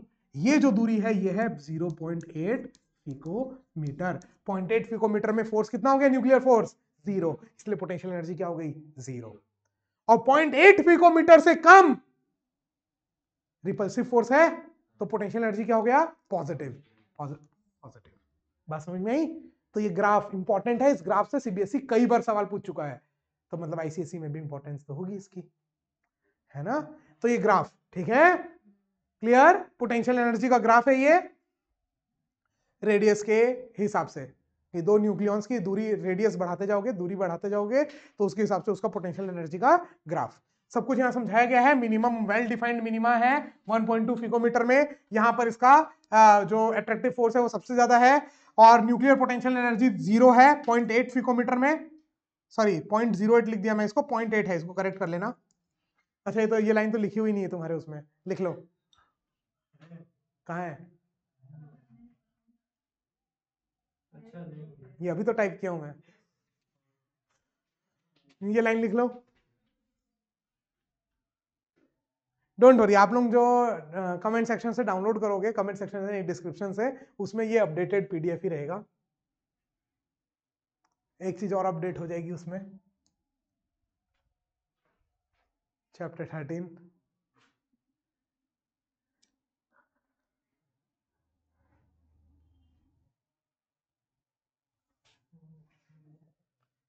इसको ना वन शॉट बोल के डालने में ना बेइज्जती हो जाएगी। 1 घंटे 4 मिनट की क्लास ऑलरेडी हो चुकी है डिटेल लिख के डाल।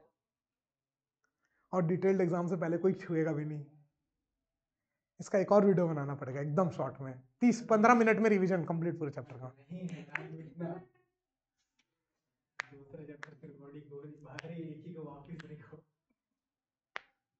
नाटक बहुत टाइम लगेगा 9-10 रिवीजन में। क्या करूं, तुम लोगों के एक्सप्रेशन ऐसे थे जैसे कुछ नहीं मालूम।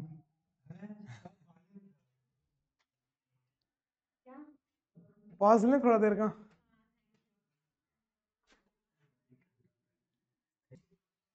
साथ में मैं हूँ अभी आप हैं? साथ में तो नहीं चल रहे। ये नीचे कैसे हुआ, वो इसको कीबोर्ड को दबाया क्या? नहीं, वो पेन थे ना।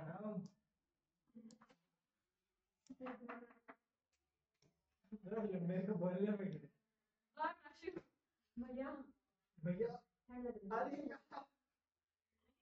चलो चलो आगे आगे आगे, आगे।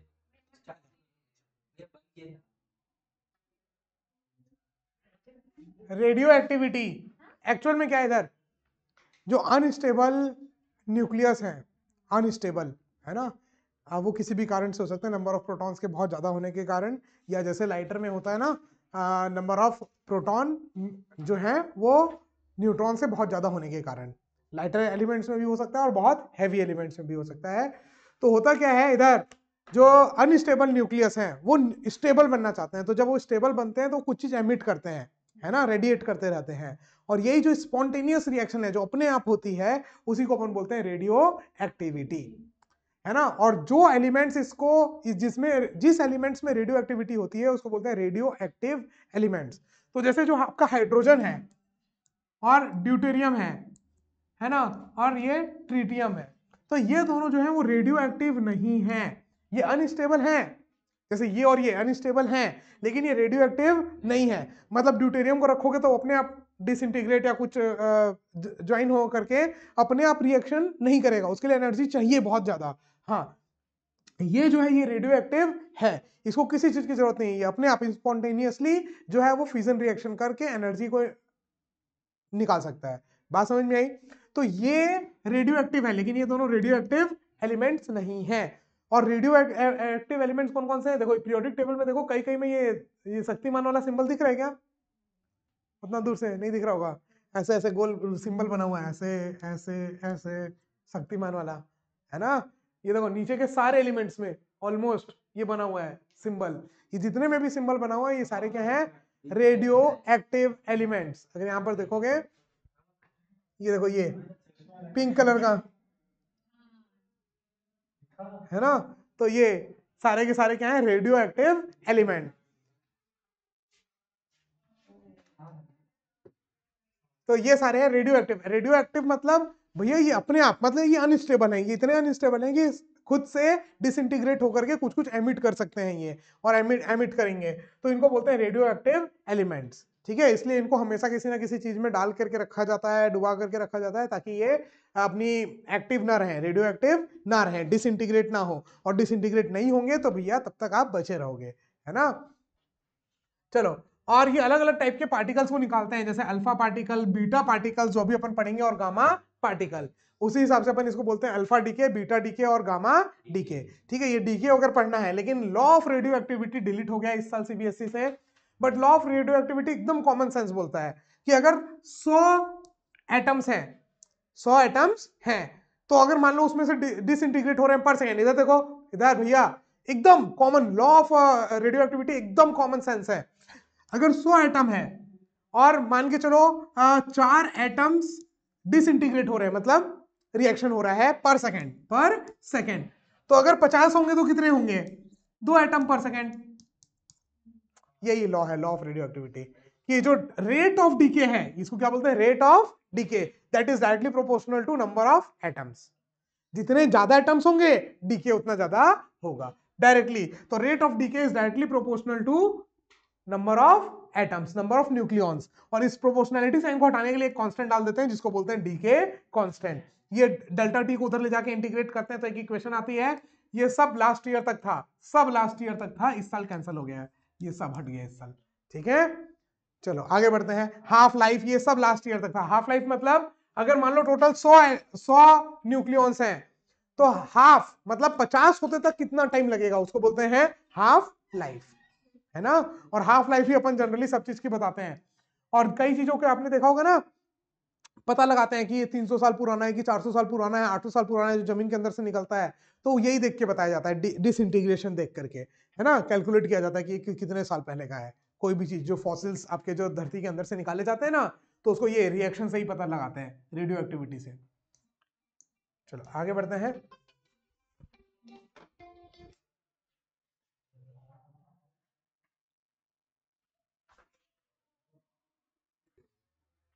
चलो types of radio active decays में आते हैं। अल्फा डीके, जो नाम से समझ में आ रहा है, अल्फा पार्टिकल को डीके करे, मतलब निकाले, एमिट करे, है ना। तो अल्फा पार्टिकल क्या होते हैं आपको मालूम है, हीलियम 2+, He2+, मतलब 2 न्यूट्रॉन, 2 प्रोटॉन और 2 न्यूट्रॉन। तो He2 और 4, मास नंबर 4, एटॉमिक नंबर 2, मतलब 2 प्रोटॉन और 2 न्यूट्रॉन को बोलते हैं अल्फा पार्टिकल। तो जैसे अगर कोई भी एलिमेंट है, मान लो X, A और Z, तो A कितना कम हो जाएगा, 4, और Z कितना कम हो जाएगा उसका, 2। A कम हो जाएगा 4, Z कितना कम हो जाएगा, 2। 2 प्रोटॉन और 2 न्यूट्रॉन निकले तो मास नंबर 4 कम हो गया, और 2 प्रोटॉन निकल गए तो Z कितना हो गया, 2 कम। तो ये जो X है वो नए एलिमेंट में कन्वर्ट हो जाएगा भाई, नंबर ऑफ प्रोटॉन चेंज हो गए। अरे नंबर ऑफ प्रोटॉन चेंज तो एलिमेंट चेंज, तो एक एलिमेंट दूसरे एलिमेंट में कन्वर्ट हो जाएगा, और साथ में एक पार्टिकल को निकालेगा, अल्फा पार्टिकल को, बहुत हाई एनर्जी से, बहुत ही भयानक हाई एनर्जी से। तो ये एनर्जी रिलीज हुई, प्लस एनर्जी जो है वो रिलीज हुई, वो एनर्जी जो है वो काइनेटिक एनर्जी के फॉर्म में, हीट के फॉर्म में एनर्जी रिलीज हुई, और ये अल्फा पार्टिकल को निकाला, तो इसी को बोलते हैं अल्फा डीके। ठीक है, एक एक एग्जांपल याद रखना। जैसे यूरेनियम, नंबर ऑफ प्रोटॉन्स कितने हैं, 92, और टोटल मास कितना है, 238। तो अगर आप देखोगे तो नंबर ऑफ न्यूट्रॉन्स कितना हो गया, 238 माइनस 92 कितना होगा, जल्दी से बताओ।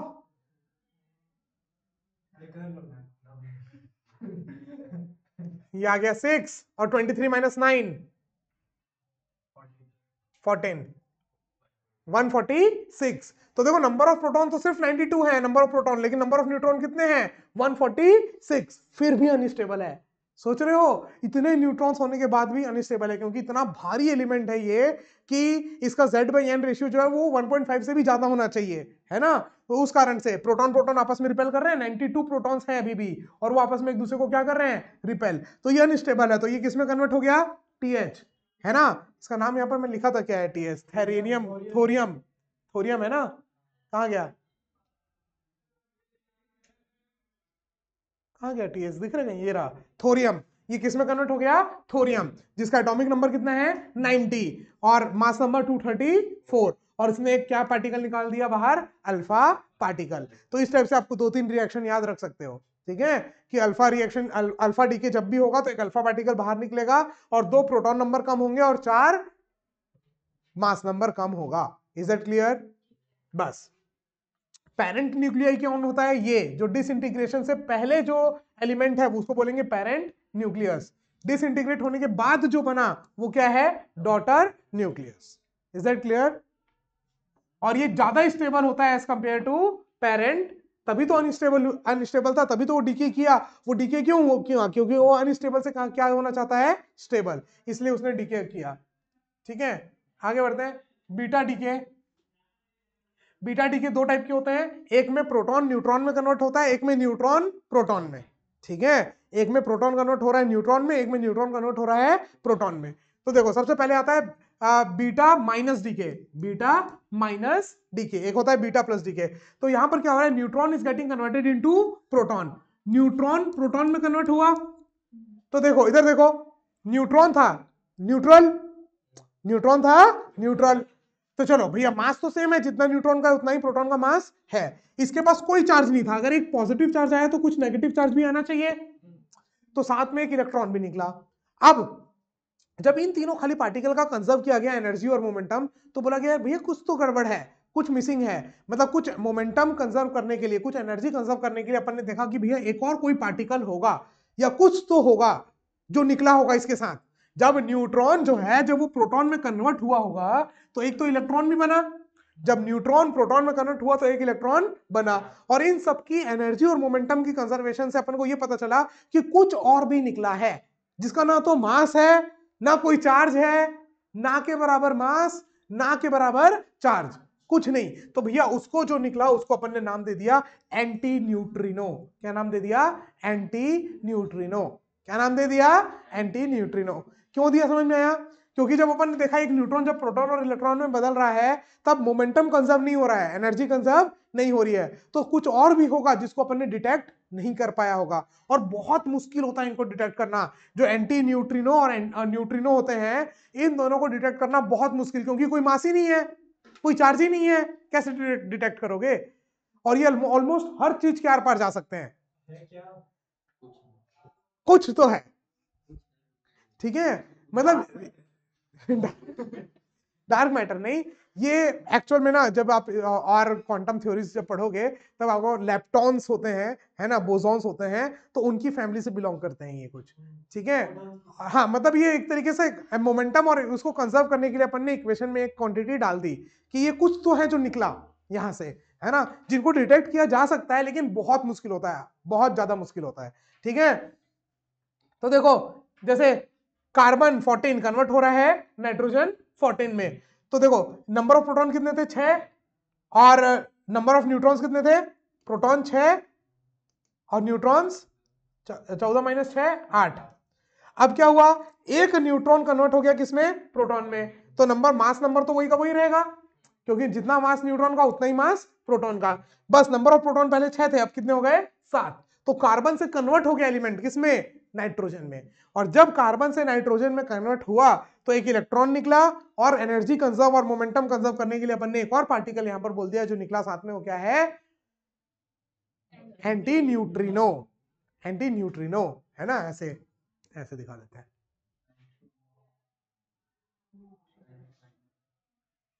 चलो आगे, बीटा प्लस डीके। अब यहां बीटा माइनस क्यों बोल रहे हैं? क्योंकि इलेक्ट्रॉन निकला। क्या निकला? इलेक्ट्रॉन। और बीटा प्लस डीके, यहां पर एक और नया पार्टिकल आ गया, देखो कैसे।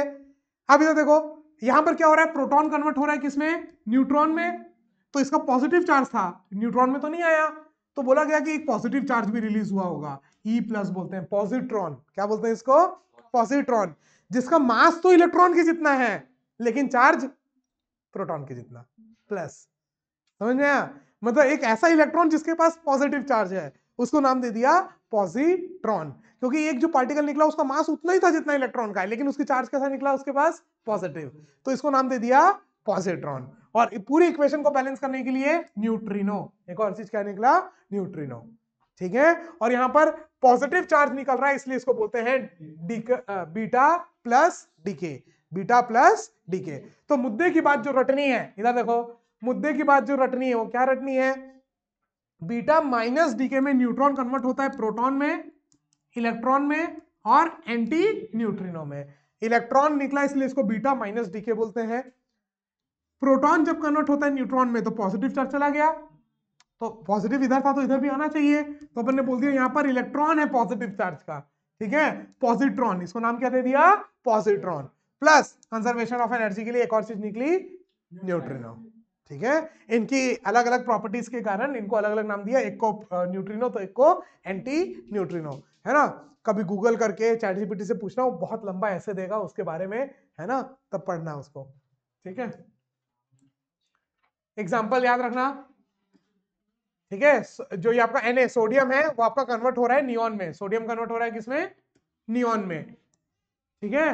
तो देखो नंबर ऑफ प्रोटॉन पहले 11 थे, अब कितने हो गए? 10। तो एक प्रोटॉन कन्वर्ट हो गया किसमें? न्यूट्रॉन में, मास नंबर सेम है, प्लस आपका निकला एक positron plus neutrino, positron plus neutrino.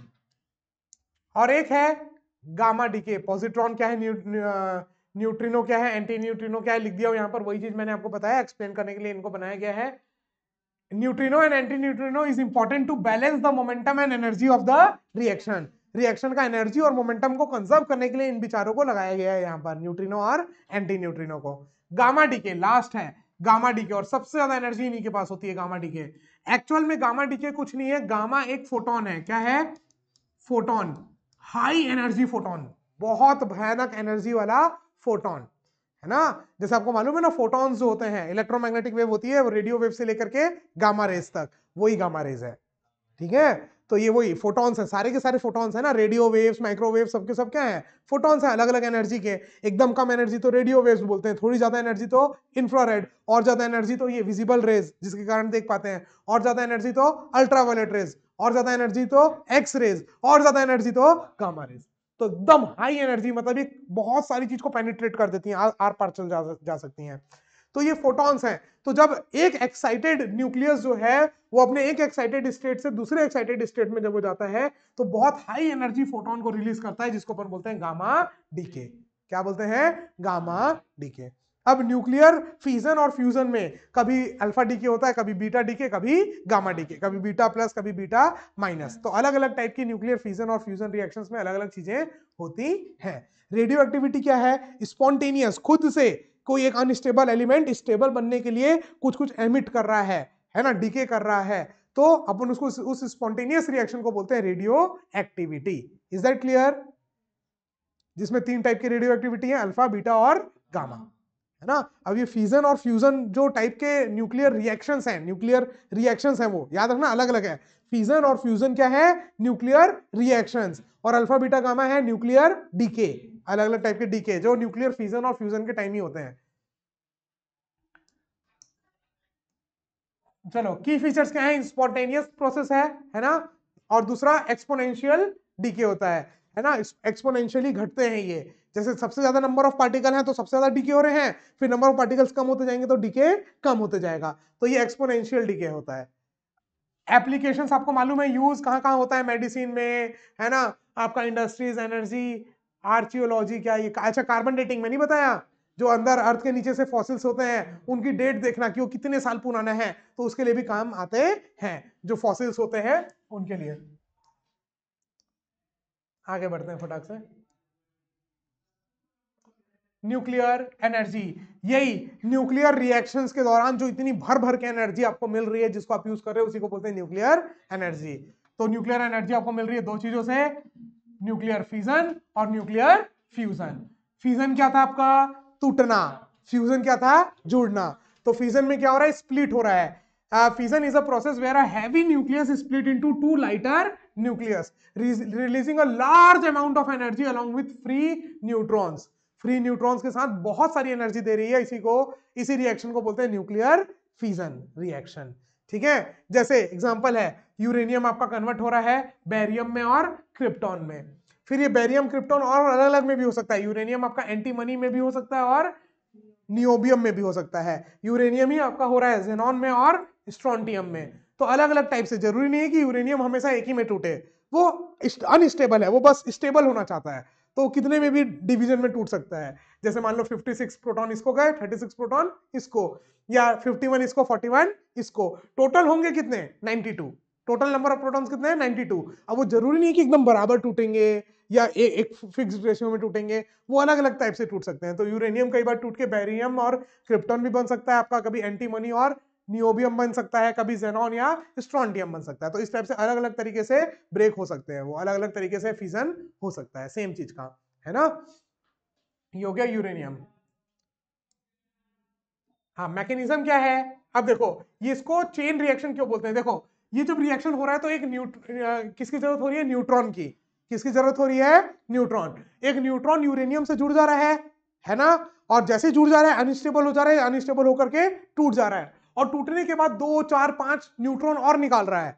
अब खुद सोचो, ये जो 2, 4, 5 न्यूट्रॉन और निकले, यही न्यूट्रॉन फिर दूसरे यूरेनियम के एटम को रिएक्शन में मदद करेंगे। तो एक रिएक्शन हुई तो और न्यूट्रॉन्स निकले, वो और 4 रिएक्शन को आगे बढ़ा दिए, है ना, आग फूक दिए, फिर वो और 4 को, और वो और 4 को। तो इस तरीके से ये चेन रिएक्शन चालू हो जाती है, जिसको अपन कंट्रोल भी कर सकते हैं। ये जो फ्री न्यूट्रॉन्स निकले, अगर कोई ऐसा एलिमेंट हो जो इनको एब्जॉर्ब कर ले तो रिएक्शन रुक जाएंगी, तो उसको बोलते हैं रॉड, है ना। बोरॉन और एक और रॉड अपन यूज करते हैं, कहां पर है? कंट्रोल फ्यूजन में लिखा हुआ होगा, बोरॉन और कैडमियम, है ना। ये दो रॉड्स को अपन यूज करते हैं कि जैसे ये रॉड्स को निकाल दिए तो रिएक्शंस हो रही हैं, जब रिएक्शंस कम करनी है तो रॉड को वापस डाल दिए, तो रॉड्स डाल दिए तो सारे न्यूट्रॉन्स को एब्जॉर्ब कर लिया, तो रिएक्शंस क्या हो गई, स्लो। तो कंट्रोल्ड रिएक्शंस, और यही अपने काम आती है अभी जो कंट्रोल्ड फ्यूजन रिएक्शंस हैं, जो कंट्रोल अपन कंट्रोल्ड वे में चला रहे हैं कि भैया जितनी जरूरत है उतनी, नहीं तो सब फूका जाएगा, है ना। तो इसी से कंट्रोल्ड फ्यूजन रिएक्शन से आपको मिल रहा है nuclear energy, nuclear power plant, और जितनी भी जगह अपन यूज कर रहे हैं अभी न्यूक्लियर एनर्जीज को, ठीक है।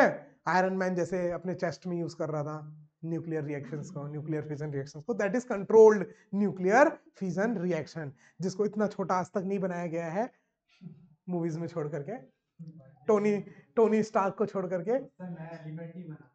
हाँ। चलो, कंट्रोल्ड फ्यूजन रिएक्शन, ठीक है। कंट्रोल्ड फ्यूजन रिएक्शन क्या होता है पता चल गया, ठीक है। कंट्रोल्ड फ्यूजन रिएक्शन क्या पता चल गया ना। एप्लीकेशंस पावर प्लांट में, एटॉमिक बम्स, एटम बम्स जो होते हैं आपके, उसमें यूज किया जाता है।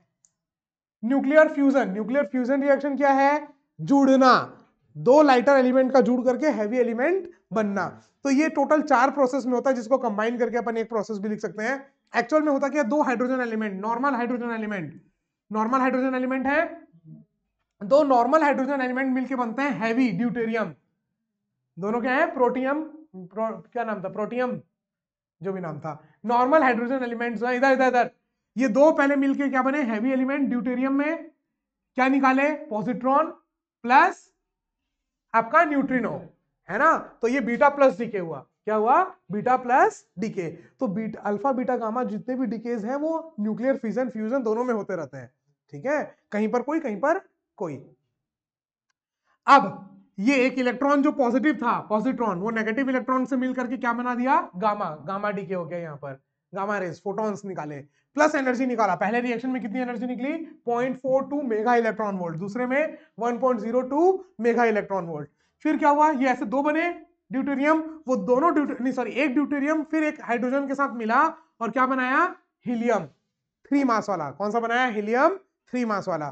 प्लस निकाला gamma rays plus 5.49 mega electron volt की एनर्जी। फिर ये हीलियम आपस में दो ग्रुप बने, जब ये दो बार सारी रिएक्शंस होंगी तब दो मिलेंगे ये, तो 2 बार ये रिएक्शन हुई, 2 बार ये रिएक्शन हुई, 2 बार ये रिएक्शन हुई, फिर जाके एक बार ये वाली रिएक्शन हुई। समझ में आई, 2 हाइड्रोजन मिले, 2 बार ये मिले, 2 बार ये मिले, तब जाके ये 2 बने। समझ में आया। और जब ये 2 बने तो ये दोनों मिलके क्या बने, हीलियम। और ये नॉर्मल हीलियम है जो अपन पढ़ते हैं, हीलियम 2 न्यूट्रॉन और 2 प्रोटॉन, 2 और 4। तो जो हाइड्रोजन है, नॉर्मल हाइड्रोजन, वो मिल करके क्या बना, हीलियम। और ये 4 रिएक्शंस में मिल करके बना, जिनको अगर आप एक साथ कंबाइन करोगे, 2 बार ये, 2 बार ये, 2 बार ये और एक बार ये, तो नेट रिएक्शन जो बनेगी वो ये बनेगी। 4 हाइड्रोजन एलिमेंट और 2 इलेक्ट्रॉन मिलके क्या बने, एक हीलियम एटम। क्या बना, एक हीलियम एटम। 2 न्यूट्रिनो निकले, 6 गामा रेडिएशन निकली, और एनर्जी कितनी निकली, 26.7 मेगा इलेक्ट्रॉन वोल्ट। पूरी रिएक्शंस रटनी है, पूरी।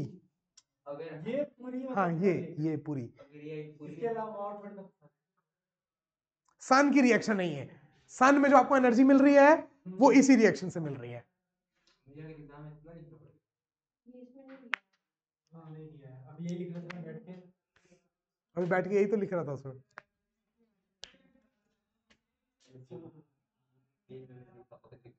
ठीक है, अरे ये बुक में लिखा हुआ है पूरी, है ना। और तुम्हारे में ये थोड़ा सा वैल्यू आगे पीछे होगा, तुम अपना बुक का लिखना, याद रखना, अगर होगा ये टॉपिक तो। कटा नहीं होगा तो, अरे नहीं कटा नहीं होगा तो चैप्टर ये। तो ये आपका किस में आएगा, फ्यूजन में। और फ्यूजन में भी आपको सिर्फ कौन सी रिएक्शंस रटाया हूं मैं, जो सन में हो रही हैं। सन में यही हो रहा है, हाइड्रोजन जो है वो मिल के क्या बन रहे हैं, हीलियम। और आधे खत्म हो चुके हैं, हाफ लाइफ हो चुकी है सन की, आधी उम्र हो गई है, आधी उम्र बाकी है ना। क्या, अरे अभी लाखों करोड़ों साल है, सन को कितना एज हो गया, उतना ही साल और है, अभी हाफ एज में है अभी सन अपना। और फुल एज के बाद भी जब उसकी पूरी एनर्जी, न्यूक्लियर रिएक्शंस खत्म हो जाएंगे ना, तब भी उसका टेम्परेचर इतना होगा कि उसको लाखों साल लगेंगे ठंडा होने में। तो वैसे ही वो व्हाइट प्लेनेट दिखेगा, एकदम लाइट आ रही है, एनर्जी आ रही है, कम आएगी बहुत, बट एनर्जी आते रहेगी लाइट, और फिर हजारों लाखों साल में जा करके वो ठंडा होगा, फिर ठंडा होने के बाद वो नॉर्मल प्लेनेट बन जाएगा, ड्रॉप प्लेनेट। हाँ, अर्थ का इतने लाख साल है भाई। तब तक तो अपन निपटा देंगे नहीं उसको। छोड़ो। कंडीशन फॉर फ्यूजन, हाँ फ्यूजन के लिए कंडीशन, कितनी कंडीशन चाहिए? इतनी एनर्जी चाहिए जितनी 10⁻⁷ केल्विन में होती है, जो पॉसिबल अर्थ में नहीं है।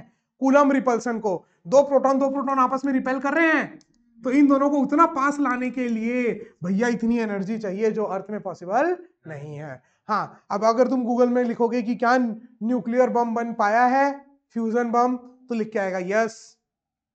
फिर लिखोगे क्या आज तक न्यूक्लियर रिएक्शन अर्थ में पॉसिबल हुई है, तो लिख के आएगा नो। है ना? तो इस चीज का आंसर ये है कि एटम बम के रिएक्शन से फ्यूजन रिएक्शन कराया गया है, बट खाली फ्यूजन रिएक्शन आज तक कराया गया नहीं है ना? एटम बम से जो एनर्जीज रिलीज हुई है उससे न्यूक्लियर फ्यूजन कुछ हद तक कराया गया है, बट प्योरली फ्यूजन रिएक्शन नहीं कराया गया है ना? तो हाइड्रोजन बम नहीं बना है आज तक, एटम बम बना है जो फ्यूजन के ऊपर काम करता है। यूरेनियम डिसइंटीग्रेट हो रही है, चेन रिएक्शन, और भां एकदम एनर्जी निकल रही है कि पूरा छत्तीसगढ़ को डिस्ट्रॉय कर दे, है ना? 1 किलो यूरेनियम।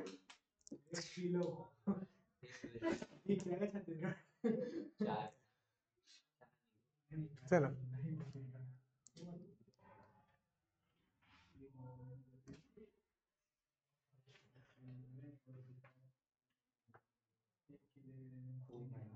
एप्लीकेशंस जैसे सन में है, और फ्यूचर में अपने पास हो सकता है future potential for clean and limitless energy. Clean क्यों बोल रहे हैं? देखो, आज जो न्यूक्लियर रिएक्शंस हो रहे हैं, फिजन रिएक्शन, उसमें जो आपका एंड में जो मिलता है, जो अनस्टेबल है, वो फिर भी बहुत ज्यादा रेडिएट करते रहता है, रेडिएशंस, हार्मफुल रेडिएशंस, जिसको अपन बोलते हैं वेस्ट, न्यूक्लियर वेस्ट। और वो न्यूक्लियर वेस्ट को कहां रखें?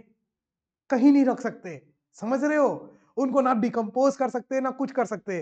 तो आज की डेट में जो न्यूक्लियर की जो सबसे बड़ी प्रॉब्लम है वो है न्यूक्लियर वेस्ट, कि भाई करें क्या है? जो न्यूक्लियर वेस्ट निकला, यूरेनियम था, डिसइंटीग्रेट होकर अब वेस्ट बन गया, वो रेडिएट कर रहा है एनर्जी अभी भी, बट अब काम की नहीं है। और उनको कहां करें? धरती में अंदर रखेंगे, पानी के अंदर, तो भाई वहां की एक्वेटिक लाइफ खत्म हो गई पूरी, है ना? अभी तो वही कर रहे हैं, समुद्र के अंदर 5-6 किलोमीटर अंदर जाके उसको दफना रहे हैं, इन जो न्यूक्लियर वेस्ट हो रहा है। ठीक है, तो आज की डेट की सबसे बड़ी प्रॉब्लम यही है, न्यूक्लियर रिएक्शंस में एनर्जी इतनी है कि तुम सोच नहीं सकते। सोच रहे हो? बट इसके लिमिटेशंस यही है कि अगर अनकंट्रोल्ड हो गया तो खत्म, और फिर उसके बाद जो वेस्ट है उसको क्या करें? हाँ, लेकिन न्यूक्लियर जो फ्यूजन है उसमें तो दो चीज मिलकर एक नई चीज बन रही है ना, स्टेबल हीलियम, तो ये क्लीन एनर्जी है।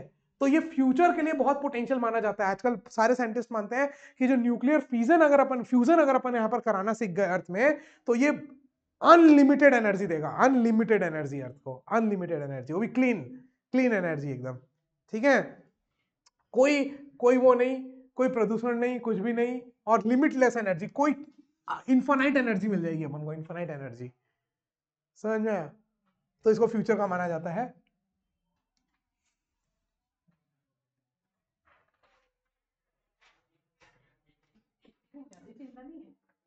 क्या?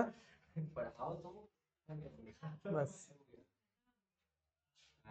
थर्मोन्यूक्लियर फ्यूजन, ये कहाँ गया? वो ऐसे ही एक्स्ट्रा टॉपिक डाल दिया था मैं। वो भी चार बहुत अच्छे होते हैं। ये टॉपिक आपके काम का नहीं है ना? अरे इसमें वही पता है कि आजकल जो मतलब अलग अलग बन रहे हैं ना लेबोरेटरीज, अलग अलग कंट्रोल्ड तरीके से न्यूक्लियर थर्मोडायनेमिक फ्यूजन को कराने के लिए प्रैक्टिस ही चालू है। देखो अगर बन जाए कभी तो। मेरा एवरेज मार्क्स दिखाना सिखाने वाले थे। बोलते हैं कि अगर, अच्छा वो देखियो तुम स्पाइडरमैन, हाँ। उसमें वो जो डॉक्टर ऑक्टोपस, ऑक्टोवेरियन, क्या नाम है जो भी है ना? तो जो बनाने की कोशिश कर रहा था ना, वो यही कर रहा था, फ्यूजन रिएक्टर, सन की एनर्जी अपने हाथों में। समझ में आया? आप सन की एनर्जी, जो सन में हो रहा है न्यूक्लियर फ्यूजन, वो आप चाहते हो कि आप यहाँ पर बना लो लैब में, अनलिमिटेड एनर्जी। वो वही ट्राई कर रहा था करने का, न्यूक्लियर फ्यूजन। स्पाइडरमैन रोक दिया आगे। तो 1 घंटे 34 मिनट का वीडियो मैं नहीं डाल रहा हूँ